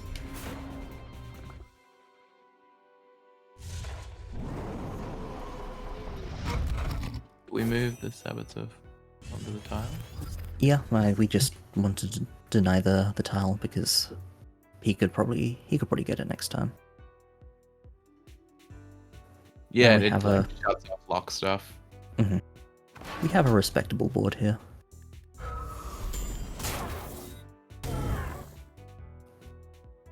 Going to play the lock there, and the Crispy Wisp should be 1. Yeah, it should be there, because then the general doesn't have the choice of hitting it without Siphon. And so then Sadly, the Iraqi has to trade into a 3 health thing, a 3 attack thing. Sadly, we cannot steal the Crispy Wisp. Mm-hmm. We can, however, steal the other thing that they played. Yeah, just replacing Shrike, because it's not appealing to play against Vanar. Just gets Hailstoned or Chromatic Golded. Yeah, Shrike is a creature that you want to die. Mm-hmm.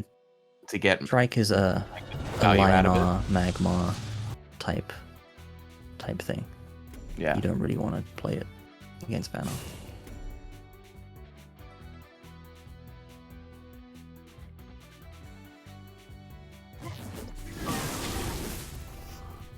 So yeah, clear the Crystal Wisp with the general. Don't really care about them ramping. Care a little bit.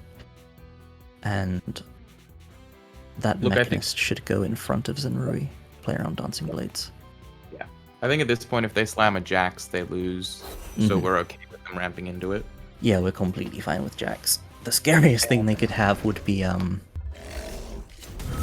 what's it called? The artifact. Oh, yeah. Cold Biter. Cold Biter, yeah.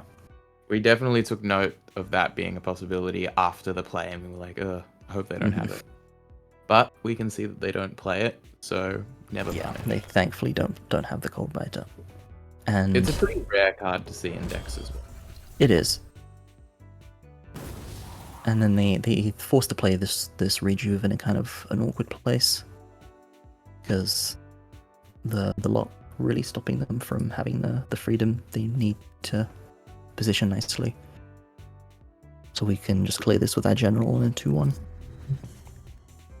I mean, Ollie, Unfortunately, but I think we were very scared of it just getting bounced back to our hands. yeah, it's a Vanar that's only played one removal spell on 8 mana, so we just opt for more And things. I feel like it gets a lot better if we can dump our hand.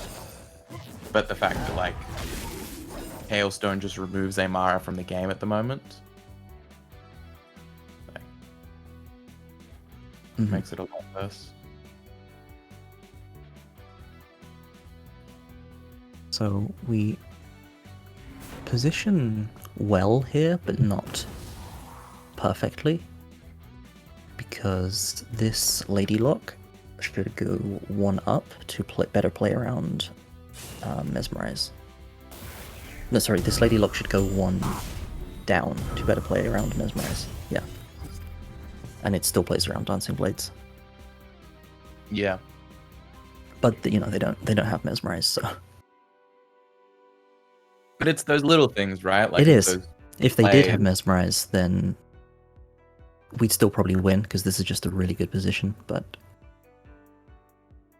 We had acknowledged Coldbiter's existence at this point. I think we just decided Yeah. not to play it. we simply chose to ignore its existence, which I don't think is unreasonable, because who actually plays Coldbiter? I feel like I see, like, one person play, like, there's one person who plays mid-range Vanar in the Fate tournaments, right? Oh yeah, Coldbiter and Winterblade. it is very good against Lionel and Vanar.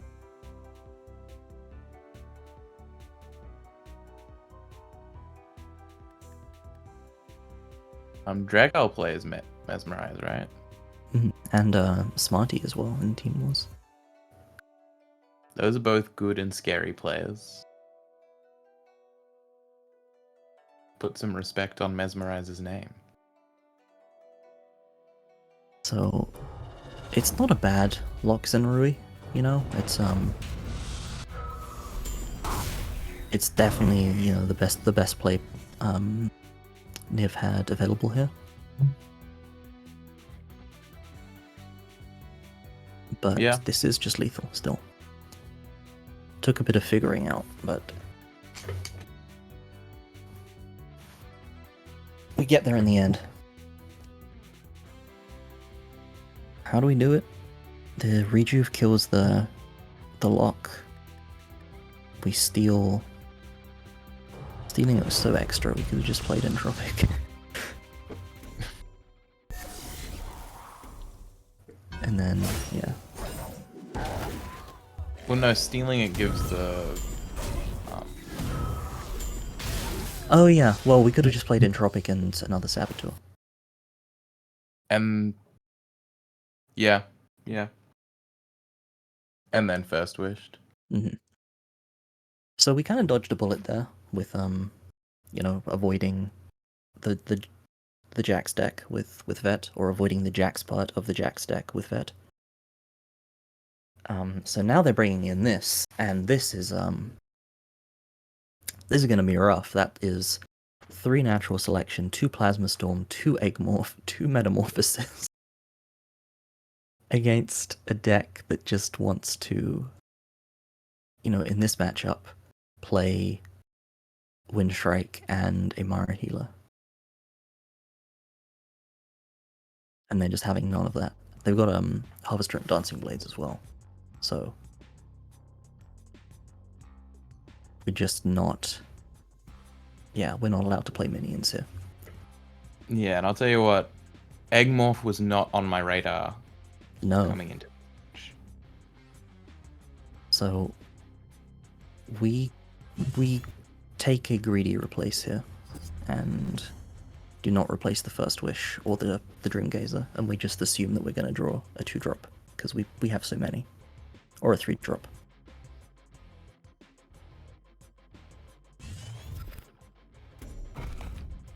Yeah, we didn't mention for the enemy deck, they're also running a very slimmed down version of the Elucidator combo. So in theory, we can die to that as well. As I feel like the deck's kind of expecting to see most of it. Like, I'm playing so much heal, I'm playing so much removal, I'm going to see the majority of my deck over the course of the game, so I will be able to assemble this very splashed combo just to close it out. Yeah. I imagine that's the idea. Unfortunately, we didn't draw a 2-drop, so we are going to have to settle with a 4/4 in a bad position that deals 2 damage to us.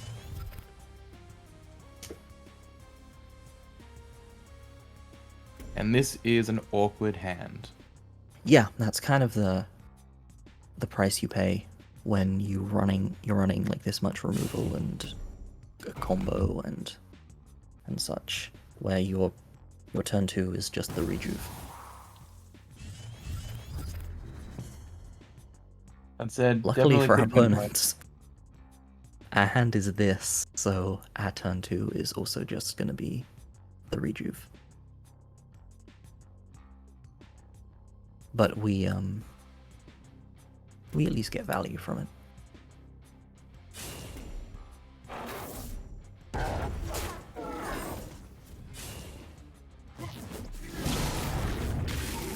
Yeah, we do get to heal back up to 25. It is rough though. Like against this deck, you want to exert a lot of early pressure and not let them get away with turns that are just like Young Silithar Rustcrawler. Yeah, like if we're kind of having a standstill of not really, land pass, we're losing that race. Yeah. And we kind of, throughout the whole game, we're kind of like wondering if they're on the combo or not. Or if they're just essentially like playing fatigue. Yeah, we're also spending the whole game, not yet, but a couple turns from now onwards, spending the whole game scared of a Silithar Elder getting jammed in a corner. Yes, that too. We're thinking they're either trying to win with the combo or with Elder. And we're expecting Elder, because Elder is a lot more common. Yeah. And doesn't require, a bunch of awkward cards to work. So they end up playing that Silithar there. Don't know if I agree with that. But it's alright. Notably, this deck has no Vindicator. Just noticed. Yeah, no, just the Elucidators and the War Beasts, obviously.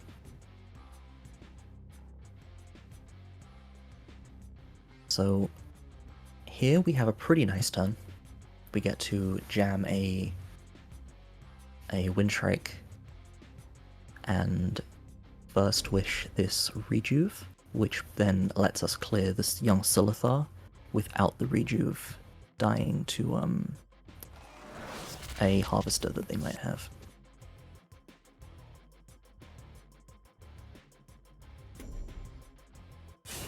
Yeah. And we get to play around Warbeast as well, like Flash Warbeast as well. Actually, there we go.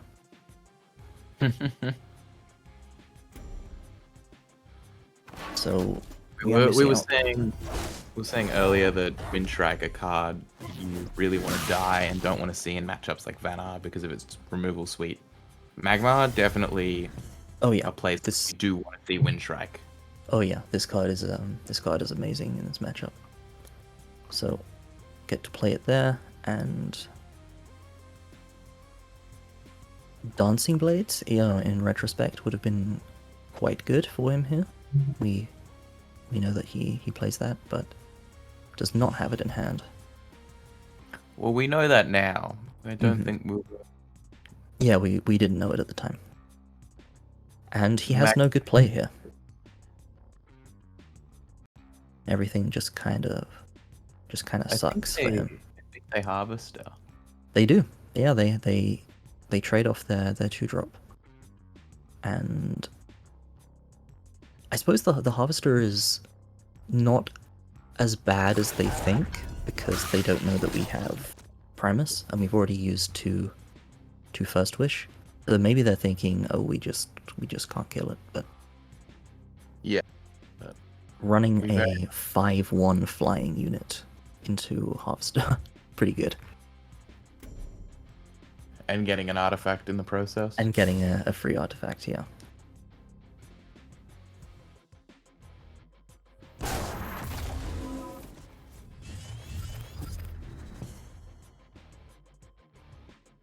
So what is our best play? Obviously we have to Primus Fist.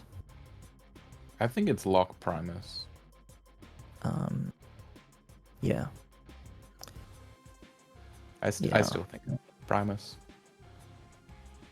Yeah, it's definitely Lock Primus. There's the argument to Tiger to clear the egg, because this way we're leaving him with young Silithar. That's true. But yeah, no, Lock Primus is just better. Do we play around Plasma Storm? We definitely don't play around Plasma Storm. We should have. We could have. Yes, we definitely could have played around it. We could have positioned our general above theirs, Lock above the young Silithar, and Primus below their general. Well, we need to Primus the Windstrike. Yeah, but if the Windstrike... Oh yeah, the Windstrike doesn't have to be there. Yeah, good point. What we do instead is this, which isn't great. Plasma Storm read all minions or enemy minions? It's all. Okay, at the very least... they're Yeah, losing. at least the Silithar has to go if they do it, but... It's also just, not a bad War Beast. Yeah.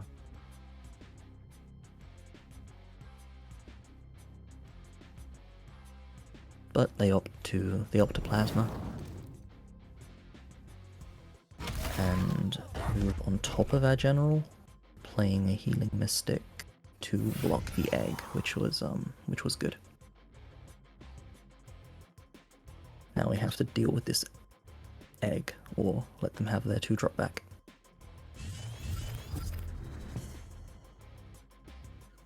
There's the fabled one-off amplification. And on our side, we have a few options. We can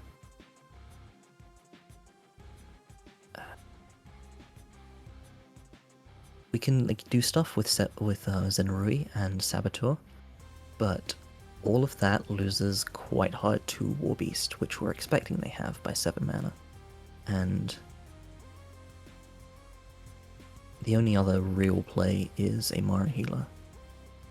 I think we do just end up jamming an Amara Healer. We do just end up jamming an Amara Healer.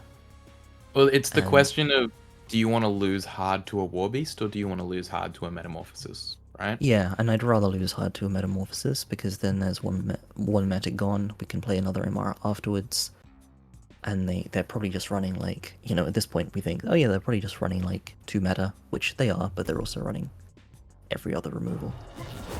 And meta doesn't develop a body like War Beast does. Exactly. We don't have to care about meta after it's cast. And doing this also plays around natural selection, because we leave the egg alive, so they will get the minion back, but they cannot natural select this. But what they can do is egg morph it, and we were... Unprepared. Yeah, we were not prepared for egg morph. And they have a Rust Crawler for our Ikia as well. Mm-hmm. And now things are looking much worse than they were before. So again, we have a few options. But now that we've drawn the lock, it's got to be Locks and Rui, I think. Looking at their hand is just so scary. They've kind of just got a grip full of versatile answers. Mm-hmm. yeah, it's just healing and 5 removal cards.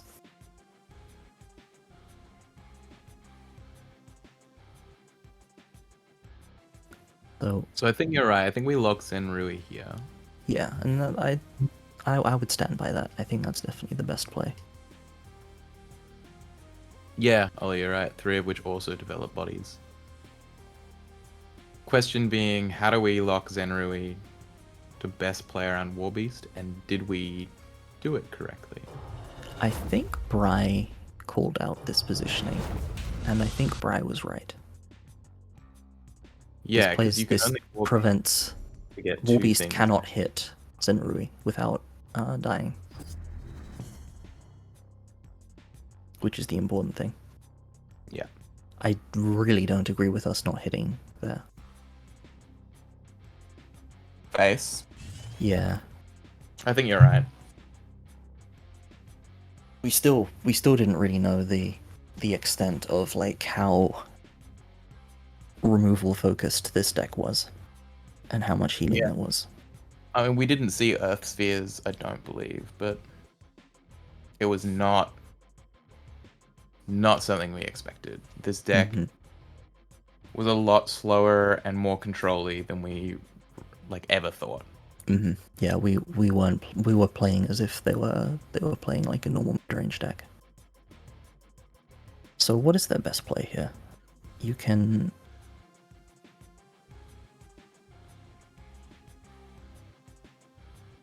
get a... No, you can't. The NS is quite bad. You can hit the... you can board clear. You can, If you trade the Rust Crawler off first. Yeah, trade the Rust Crawler in and then Natural Selection Warbeast. Oh, you can natural select the egg as well. And then trade in. That's probably worse. Yeah, that's just worse. They elect to do this as well, which isn't too bad. It develops more. And we're only left with a 2-1. Yeah. So this hand is really not great. We're kind of forced into another YOLO Aymara. Which has become a much worse prospect, knowing now that they have Eggmorphs in their deck. Yeah, they haven't played a Metamorphosis yet, so we're thinking, well, they probably have another the first Metamorphosis. But at this point, we just kind of have to bank on them not having that, because the alternative is playing a bunch of things that completely get blown out by Warbeast. Yeah.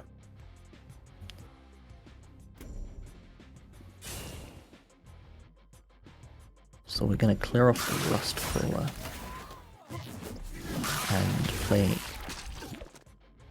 Oh yeah, no, this was kind of nice. So we play the Amara there, so the Mystic can't hit anything, and then play the Araki there.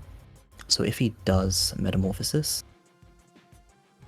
he cannot clear both minions with what he has on board. And then at least we still have an Araki.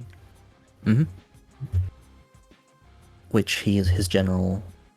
Oh, it doesn't have to be in range for, but we have Scissor We Jig, actually so... also have managed to play around Eggmorph Dancing Blades. Yes, which we weren't trying to, but we did. Which is nice.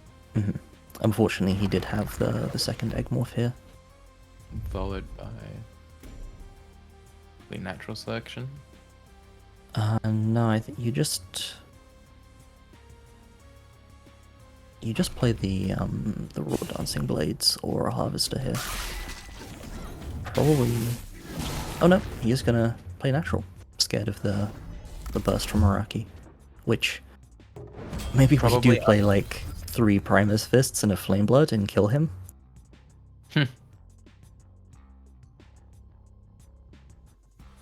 They've probably seen enough of our deck over 2 games to not be playing around a Flame Blood. Yeah, that's fair. But yeah, does opt to just clear the minion rather than develop something. Look, it makes sense considering the deck's game plan. Mm-hmm. Like, if the board stays clear every turn, they are going to end up winning.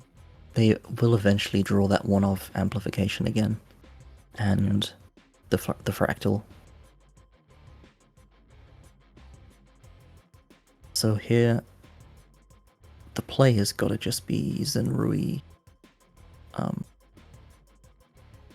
Emerald Rejuve. You can Zenrui in front of the Healing Mystic, and then run 2 to the left, play around Warbeast. To a decent extent. Which is what we did. Mm-hmm. And then we have a couple of nice bodies for Syzygy next turn as well.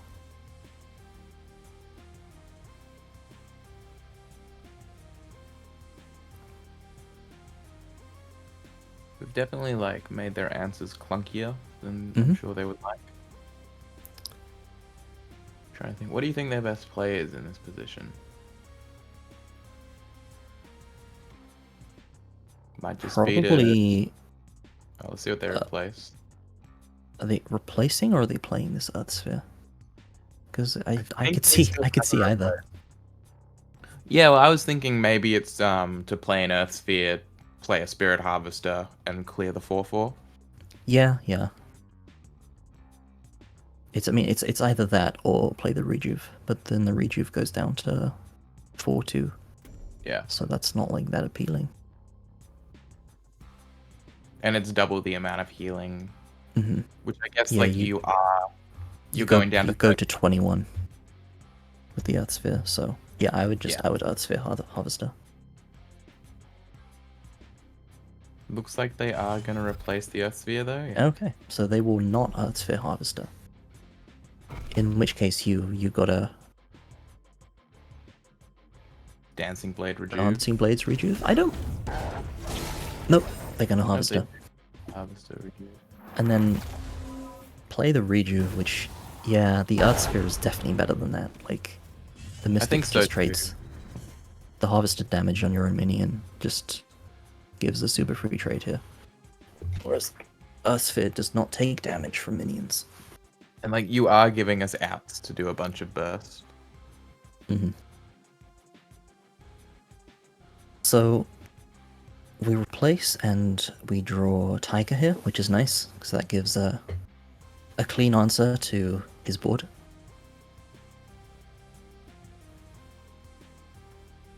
It's attack Tiger, blast on Zenrui, and then we play an Araki and give the Araki health. Yes, you're right. And then it took a while to talk through this turn, so I think we end up positioning really awkwardly. Yeah, I think we start running out of time. So there's a bit of rope action here. Yeah. I forget that the blast is temporary because I don't play with this card, and I move the Zen away.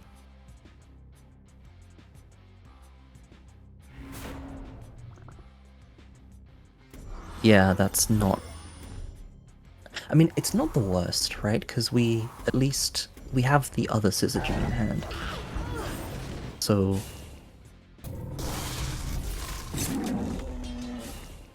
having an Araki at the other end of the board is more useful than it would be otherwise. Yeah. But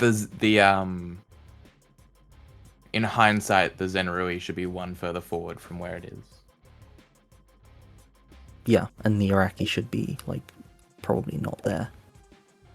Maybe bottom left of where our general is. I like that more. So he has.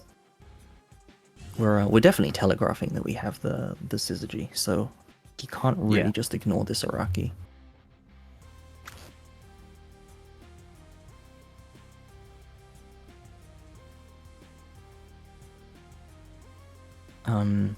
Also getting pretty low, so definitely one to heal, at least with the Mystic, preferably with the Earth Sphere.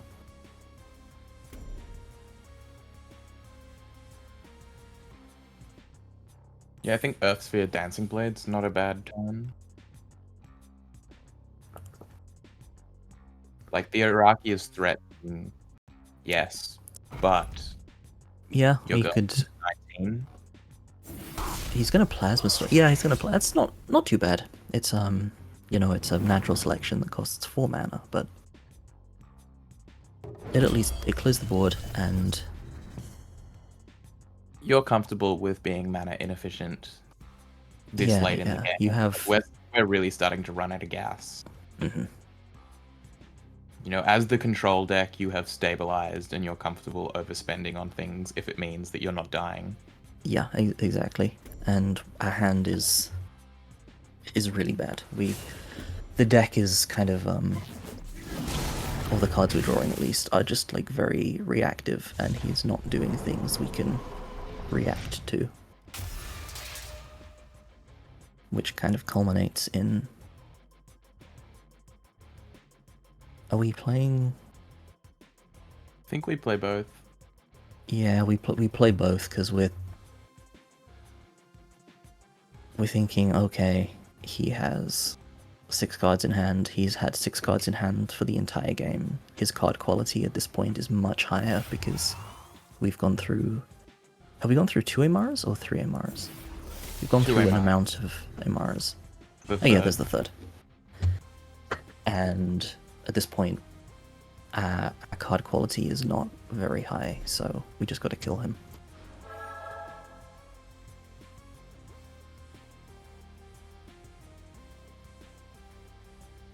We do draw a Staff of Ikea. Those shuffle themselves into your deck now, after they are destroyed. And yeah, he has a good turn just healing and clearing the board. I think the play here has to just be Entropic Amara, right? Mm-hmm. At this point, we've conceded that we don't think they're playing Elder, but if they are, they're playing it. Yeah, if they're playing We Elder, they're playing Elder, and We we can't just have hold on to. Entropic. We have to play it out. Yeah, I know it's a fine entropic, but as I am expecting that we'll see playing this Amara with no natural selection buffer is rough. Yeah. We do draw Windstrike, which is no, never mind. It doesn't matter. He replaced into meta. That is hurtful. Yeah, that's rough. Windstrike is now the best card in our deck, now that all 3 MRs are gone.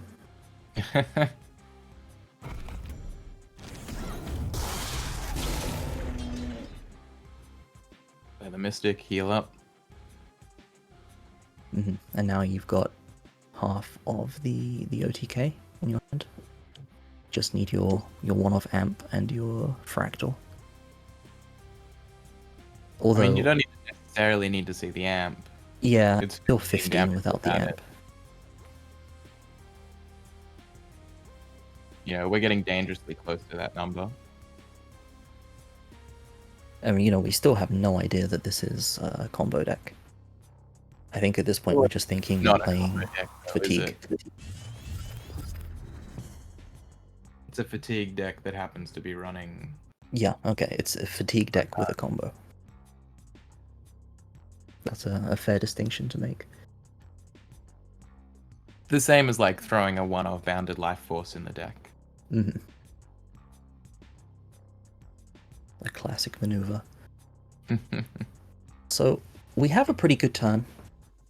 Like, steal the Mystic and play the Windstrike is good, but Yeah. it's just kind of tinged with sadness because it leaves our hand with Siphon Energy Healing Mystic, and we just played the 2 most expensive cards in our deck, and we don't Also have a any very- more. A very War Beastable turn. Yeah, well, we kind of had a discussion, put it nicely, a discussion about this. Play into Warbeast more and be able to hit face, or play around Warbeast and run the general away. And we opt to run the general away. And given the dying wish of Windstrike, and that we're never winning a long game, I I do think we should have just played into Warbeast and hit. It's probably moot. I think this game was over a couple turns ago, but Yeah. Realistically, when they answered the third Imara with their third transform spell, the game was kind of done. And like you said, their quality of cards is just so much stronger at this point in the game. Mm-hmm. Yeah, they weathered the early game. We had to play the just the Dreamgazer turn 1 and the Rejuve turn 2. And now they get to reap the benefits of running a lot of really good, if inefficient, cards. I like the positioning of moving the general down 1. Keeps the general in like a relevant spot, but also them from being able to hit us. Or stops us from being able to hit them. So now, kind of the last ditch effort to maybe he doesn't have any healing or like any AoE. Lock and hope. Lock, play minions, and hope. We do want to play around Plasma Storm with this. And also make use of the Mechanist opening gambit. And I think we do both of those.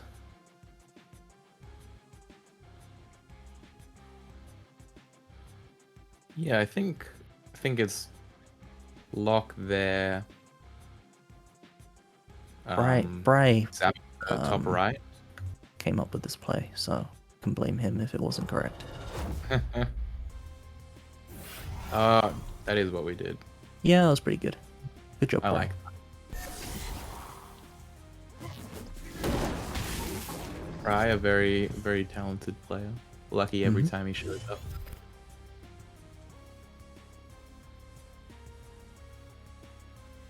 .66% win rate. Pretty impressive. Yeah, it was more impressive before this set, but 66% is still pretty good. I'm just sad I'll never be able to live up to my first 2 weeks. Ah, those were quite the 2 weeks. You went 6-0 and like 5-0? 5-0? 6050. Yeah. Yeah, it's hard to beat that. Brian and Ollie are in the finals of Archon. Oh, sick. Yeah. Good job, our team. Mm-hmm.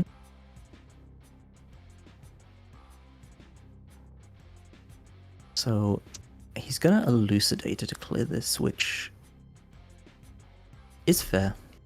He has another one in hand. He doesn't really care about actually killing us.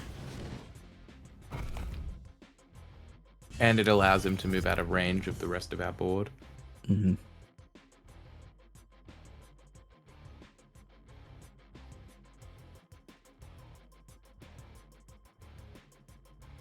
And yeah, we are just thoroughly out of gas at this point. 9 cards in deck, 3 cards in hand. None of them are good. Facing down a grip of like Mercantor, Elucidator, Earthsphere, Dancing Blade, our Dreamgazer and Araki don't look so good.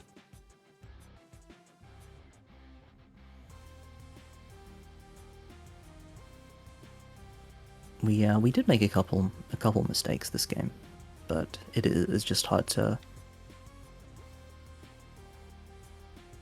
A difficult matchup just on paper when all 3 MRs can get answered with transforms instead of having to die. Yeah, and now that we know what's in their deck, it's a lot clearer why this was a struggle. Yes, yeah, we were really happy with our position a lot of times in this game, and yeah, because we just anticipated regular mid-range mag.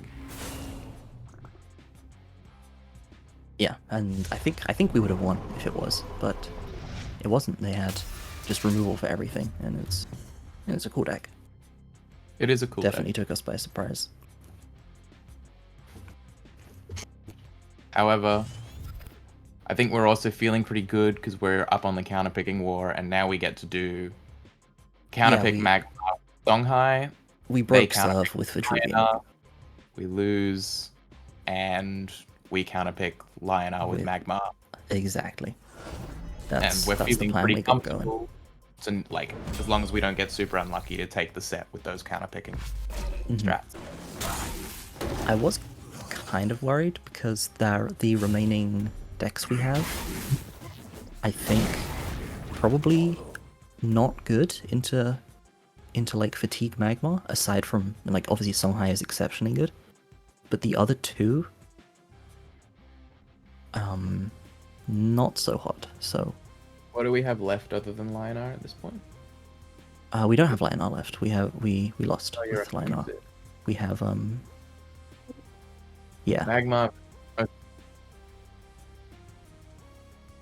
yeah. So Yeah, you're right. I could see Mag and Vanna just getting rolled over if we get some bad draws as Songhai and like get Earth Sphered.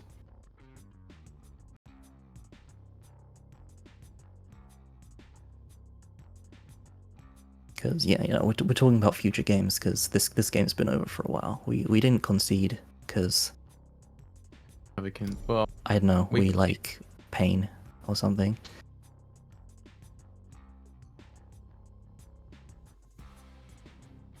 I think there was like just a hope that they ran out of stuff, but they didn't run out of stuff. no, I think at this point we were genuinely talking about fatigue math. And you can't see it in this replay, but the fatigue numbers were in their favor. I think they were on like 11 cards or something. 10 cards. There were a few cards up they on were us. drawing 'Cause- one a turn a lot. Mhm. They were drawing one a turn. We played 2 first wishes.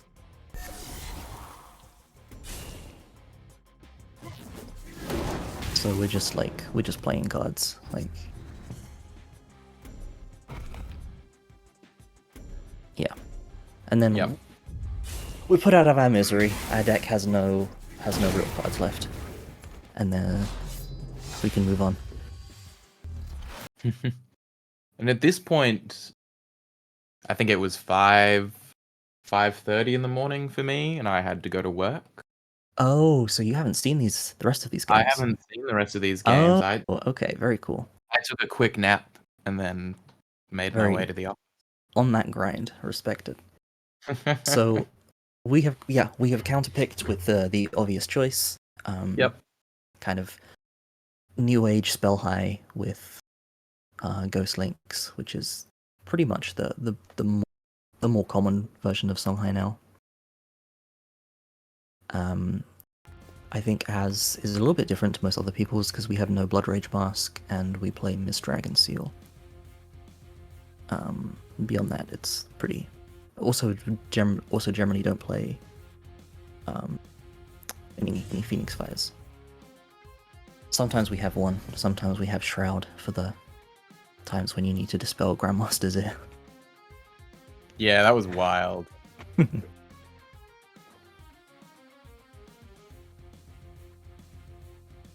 So we have a really nice hand.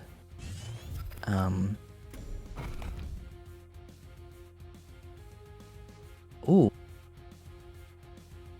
Interesting. So we were thinking that Rustcrawler, they do open with this Rustcrawler, we were thinking that it was the only 2-drop they had. Because the downside of Rustcrawler is it completely shuts off natural selection. Like we Which can, is huge. Yeah. Because they have it as well. They have the natural selection, so we can play this Lantern Fox with impunity. Because there's nothing that can, unless they want to spend their whole turn playing Plasma Storm. There's nothing that can deal with it. So of course, if they opened the Mystic, we could have gone Boar Ghost Links, which is also really strong. So kind of screwed either way. they didn't know we had Ball Ghost Links, and they did know that they had Natural Selection. So I'd have gone with the Mystic. Yeah, knowing that they have the natural selection in hand, I don't think I would have played the thing that shuts it off. Mm-hmm. I guess And the they- rationale is you want to hold the healing up for later, and they probably I Yeah. would like to think that they looked through all of our decks. Yeah, they probably did I feel their research and saw that they we did did their not play Blood Rage Mask in this deck. And the deck's been more or less unchanged for the last 8 weeks. Hey, I switched that Phoenix Fire with a Shroud at Yes, you random, do. so people You never switched that. people always on their toes.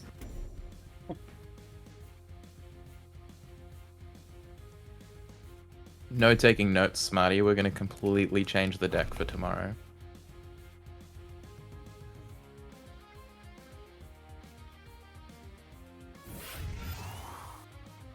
Here they kind of So- play defensively, set up to ramp into the tiles if they want.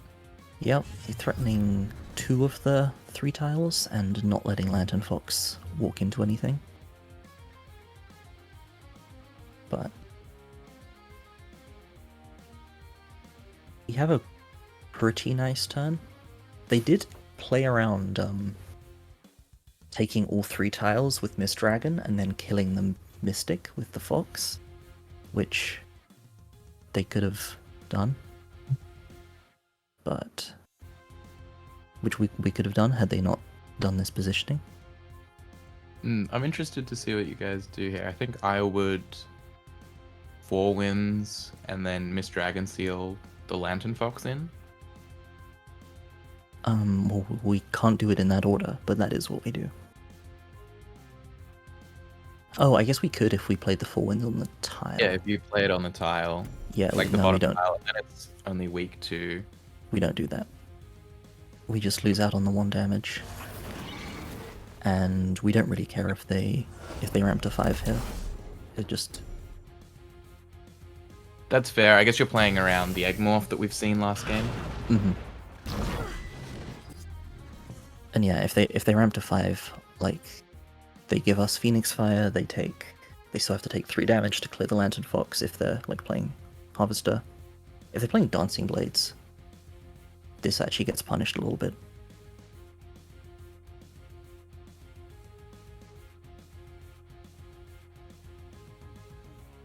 Dancing we c- Blade's probably fine. Like, we get a Phoenix Fire out of it.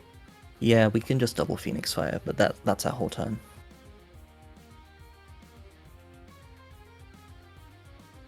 It is our whole turn, but also, like, we're leaving the board state in a very advantageous position.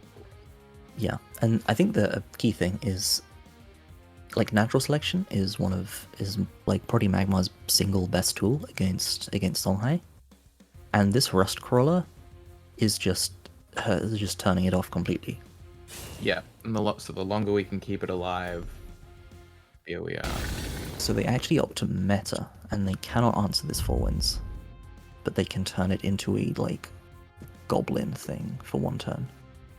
And it does answer the Lantern Fox without giving us another Phoenix Fire, which isn't the most relevant thing. I'd have definitely replaced first if I were them, but they didn't get anything good anyway. So here we have a few options. I don't like the option we chose in the end.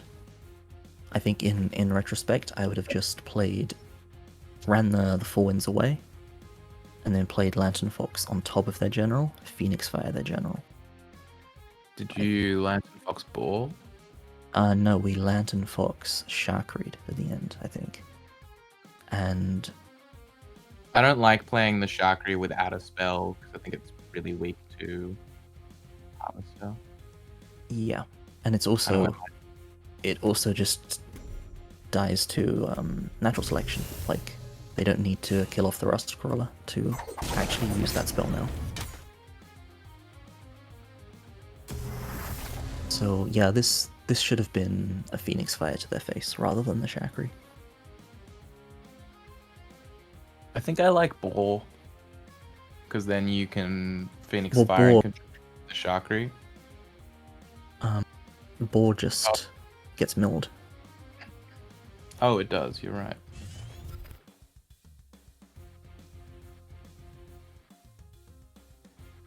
So the Rust Crawler is still shutting off the double natural selection that would otherwise be really good. So I think that only play here is just slam a Harvester and accept that you're probably taking 20 next turn.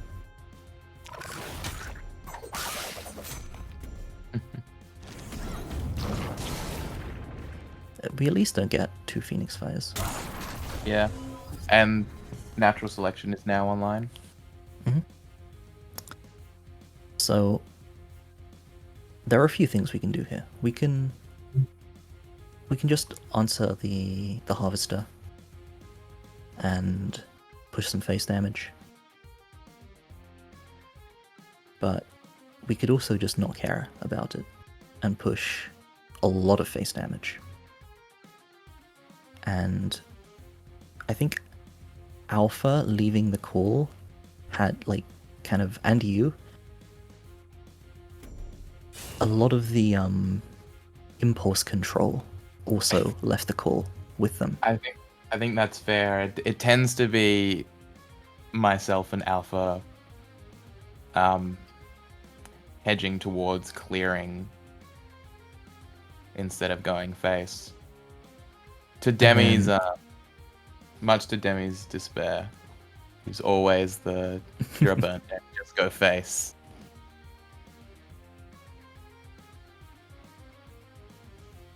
Yeah, and I think in the end,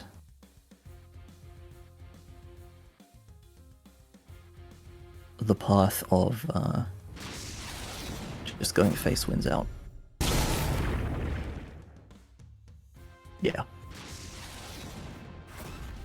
And if they don't have healing, this is absolutely correct. Because Even if they do, how much do you care about the fight? we don't care about the 5-5 at all. We do care about our 4 wins guaranteed dying. But, you know, we have 9 out of hand. So it's like, yeah, you know, how can we lose, right? And heal to 10.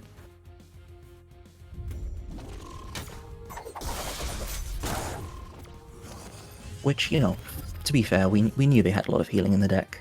Probably should have just answered it and pushed, you know, still a decent amount of face damage.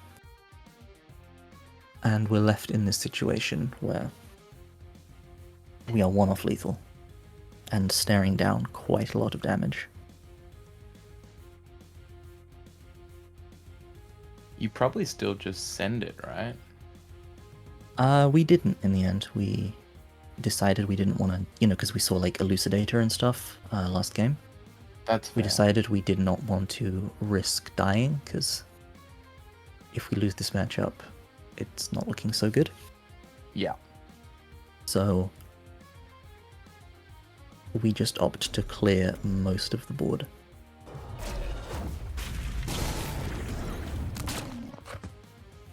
And, you know, still push a lot of damage. It's not like we're just ignoring the face and doing like some like vegan gaming. We're still I think this is a good play. Like, you've kept the Tusk Boar in your hand, you're drawing 3 cards. Mhm. You put them And to we're- 7.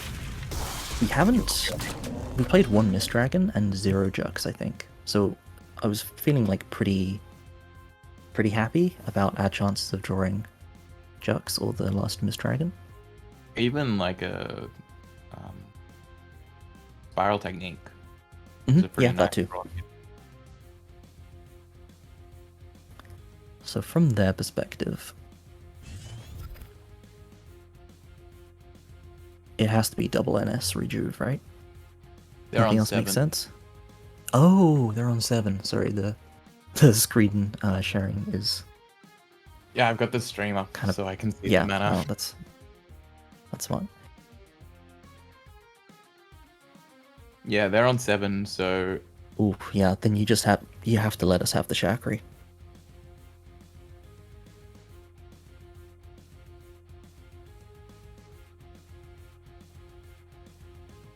You just have to bet that we don't have the removal or the teleport spell. Mm-hmm. And you would win that bet. That looks like they... Oh, they actually bet that we do have it and value full health, the Chakri being alive more than the full health, which it is going to deal more than 4 if we have it. And that's lethal. That is lethal. Yeah, we top deck one of the many outs. Yeah, I think not healing there gives us way more outs than if you had left the Chakri alive. But obviously they didn't know that. They'd seen Miss Dragon Seal, they hadn't seen a single Jux. Yeah. Pretty fair that they were scared. And we telegraphed that we might have it. Yeah, exactly. Like, who puts it there if they don't have the teleport? So, yeah, we got Fatigue Magmar out of the way. So we're feeling pretty good about our prospects going forward. We haven't got Lionar out of the way. Lionar is their final challenger. 3 Saw, 3 Alcuin, Azir. Yeah, this is a 41 card deck, and it has 3 2-drops. How do you feel about the 41 card? I'm not sure which of these cards was the 41st, but I'm not sure it was worth it. Because the way I feel about it, I haven't played the most Duelyst recently. I've just kind of been logging on to play our Team Wars sets. Oh hey, my username changed between these games. Oh. But in Magic, you can play over 60 cards in your main deck. And I think the community at large over, more than 2 decades of testing that game and playing it at high levels has come to the conclusion that it is just not right. It's almost always better to cut down on the bad cards and see your good cards more often than it is play a wide range of versatile answers. And Yu-Gi-Oh kind of has the same thing, where you can play more than 40 cards in that game, but no one really does. So, for anyone that does follow Magic, like you see Yorion got banned in Modern, and all of the 80 card Yorion decks cut the 20 worst cards and they just got better. I don't see Duelyst being an exception when every other competitive card game that has let you do this, we've come to the conclusion that it's better to just play the minimum amount of cards. Yeah, I'm inclined to agree. They replaced Arclight Sentinel, which I'm surprised by, because Arclight Sentinel is really good against Songhai. It's also one of their few early turn plays. But they did open with one of their 3 2-drops. So that's pretty good. We were thinking that, oh wow, their turn 1 was trash, but given what it could have been, that's pretty alright.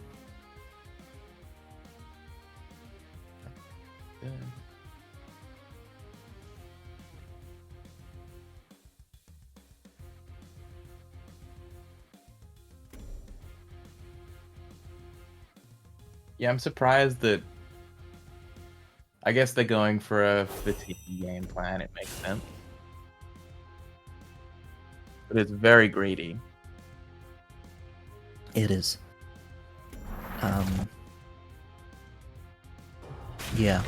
I mean, in theory, you can just kind of out-heal what Songhai's doing, but in practice, you get hands like these. And we, on our part, we've drawn exactly what we wanted to draw. Yeah, we've opened this game out very, very well. And looking at their hand, it's going to start to stabilize.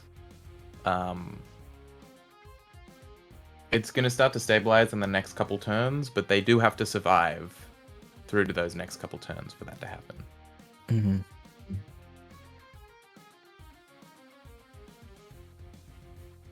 So, I mean, there's only one play here, right? You Tempest, you Aerial Rift. You hope to draw Martyrdom. What are you punching? You're punching the fox, I think. Because it doesn't really... I think I would punch the No. Kaido. Okay, well they agree with you. I just walk out of Maybe- range of Kaido and punch the fox, but... Maybe that's me being swayed looking at our hands. Yeah, no, fair. So, So many different options for going face. a lot of variety. I believe what we do is chain the Tusk Boar and then the Heartseeker on the Mana tile, and then Phoenix Fireface. Oh no, we don't have to Phoenix Fireface now. We can Do that now. Mana Vortex. Killing Mana Edge. Vortex Killing Edge, yeah.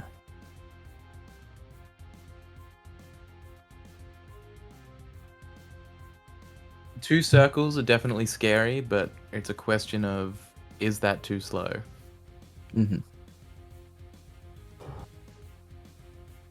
And like we're really seeing just everything that the burn deck wants to see. Yeah, we're seeing burn. Just really little opposition from our opponents. So we are pushing 2, 6, 3. Oh yeah, the Heartseeker can't attack, so it is just 11. But still, 11's pretty good. Yeah, 11 on 4 mana. Can't complain. And there's the spiral. There's no way you sit on that, right? You probably pitched that back. Yeah, we want the game to end before we can cast it. Yeah. So, there are the decks again. We'll be back right where we left Oh, off. okay. I had the Dramatic jump cut. Sorry. Comedic effect, you could have like made the Lionar General be at like 25 with 2 Regalias. So instead of the Tempest, they opt to Circle. I think I agree with that. You know, you're milling the Tusk Boar away as well. Oh, there's us. It's my computer mouse. It's like you ever have a problem where it starts double clicking instead of Oh yeah. single Yep. clicking. Yeah, that's what mine's doing. Okay, I had to and get a cut new back. mouse right recently. So we have a really Songhai hand. And I So think we we replaced just... Ghost. You did decide to keep the spiral technique in the end. Because, you know, maybe they play triple Sun Drop and maybe Yeah, and maybe they we heal. suffer the indignity of getting to 7 mana. Is it just double Phoenix Fire hit face? I think. Yeah. Your other two things get milled out of your hand if you try to represent them this turn. Or, actually, I think an argument was made for Lantern Fox, and I think we do that instead of the Phoenix Fire. Just as a Because body. just as a body on board, and then next turn we're just going Boar Phoenix Fire anyway. Yeah. That makes sense.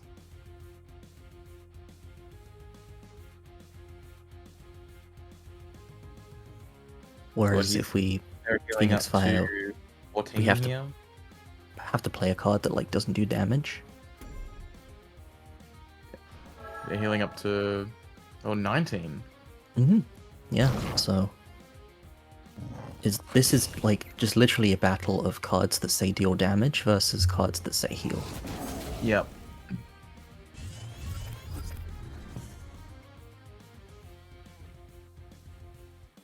We'll be losing Jux. I think it's either Kaido or Jux, right? I think it's Jux. Yeah, it is Jux. You're right. Because you can go like Kaido, Phoenix Fire. That is Looks exactly like what we do. Oh no, Kaido Phoenix Fireball. Oh yeah. Not the most nuanced commentary in this game. It is a lot of just We play out No. our hand of spells, they play out their hand of heal. We make number go down, they make number go up. See who runs out first. This really is a testament to the strength of the Songhai Burn package, though. Like, the amount of cards that we have just burnt through and then seen them all back because of the deck's ability to deal damage whilst maintaining card advantage. Yeah, I think that's really what kind of separates Songhai from other, like if you want to play aggro in another faction. Yeah. Unless you're playing Abyss with rights, it's you're gonna run out of cards. Whereas if you're Songhai, you got Ghost Links, you got Boar, you got Fot, you got Heavens. Like, in theory, like Vanar, for example, or Vet, have pretty powerful aggro shells, but they just run out of gas so quickly, where Songhai has this ability to refuel your hand for a combo turn after you've already done one. So they're forced to play a card that deals damage to themselves. Never where you want to be. Nope. And then Sentinel. And then Martyrdom, their own Sentinel, which absolutely was correct. Because now we're one off lethal.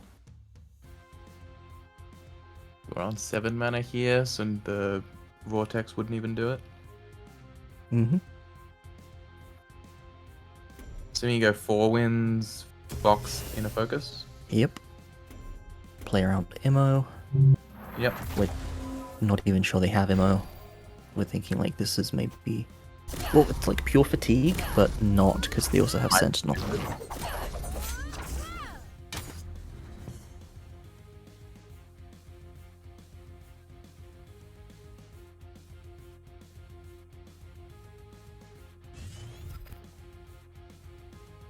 And it looks like they ran out of burn spells, heal spells before we ran out of burn spells. Mm-hmm. And they can deal 9 damage this turn, which is not enough. How are they dealing 9? Alcuin, get back Inner Focus. Inner Focus the Oh, Alcuin. yeah. Oh, wow. Um, Yeah, I didn't think of that. Ammo it, hit face. That would have been a cool lethal.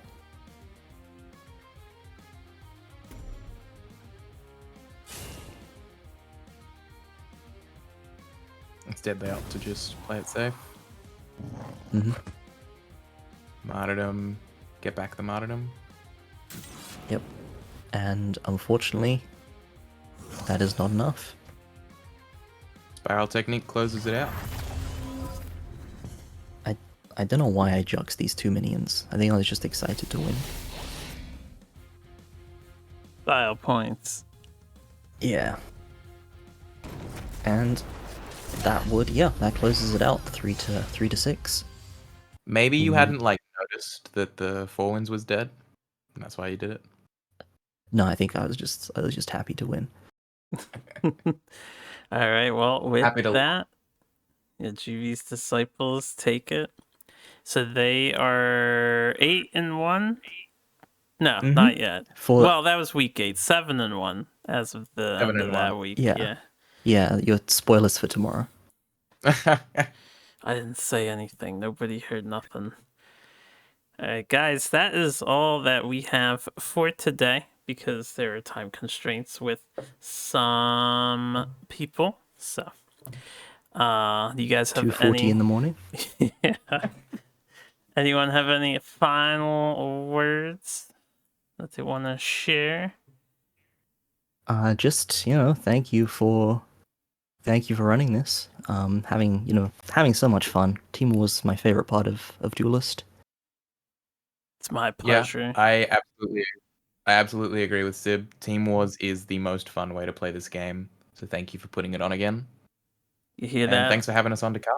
Audience, so next time Team Wars is around, we're gonna see record attendance numbers from all the noobs and Discord general chat, right? Mm-hmm. For sure, don't let your rank be a reason to not enter this tournament. It's such a fun experience. I mean, look around the top teams and see how many people in the cast are silver and bronze because the only time they log on is this once a week. All right. Well, that's all I got. So thanks for joining me, you two. Loved it.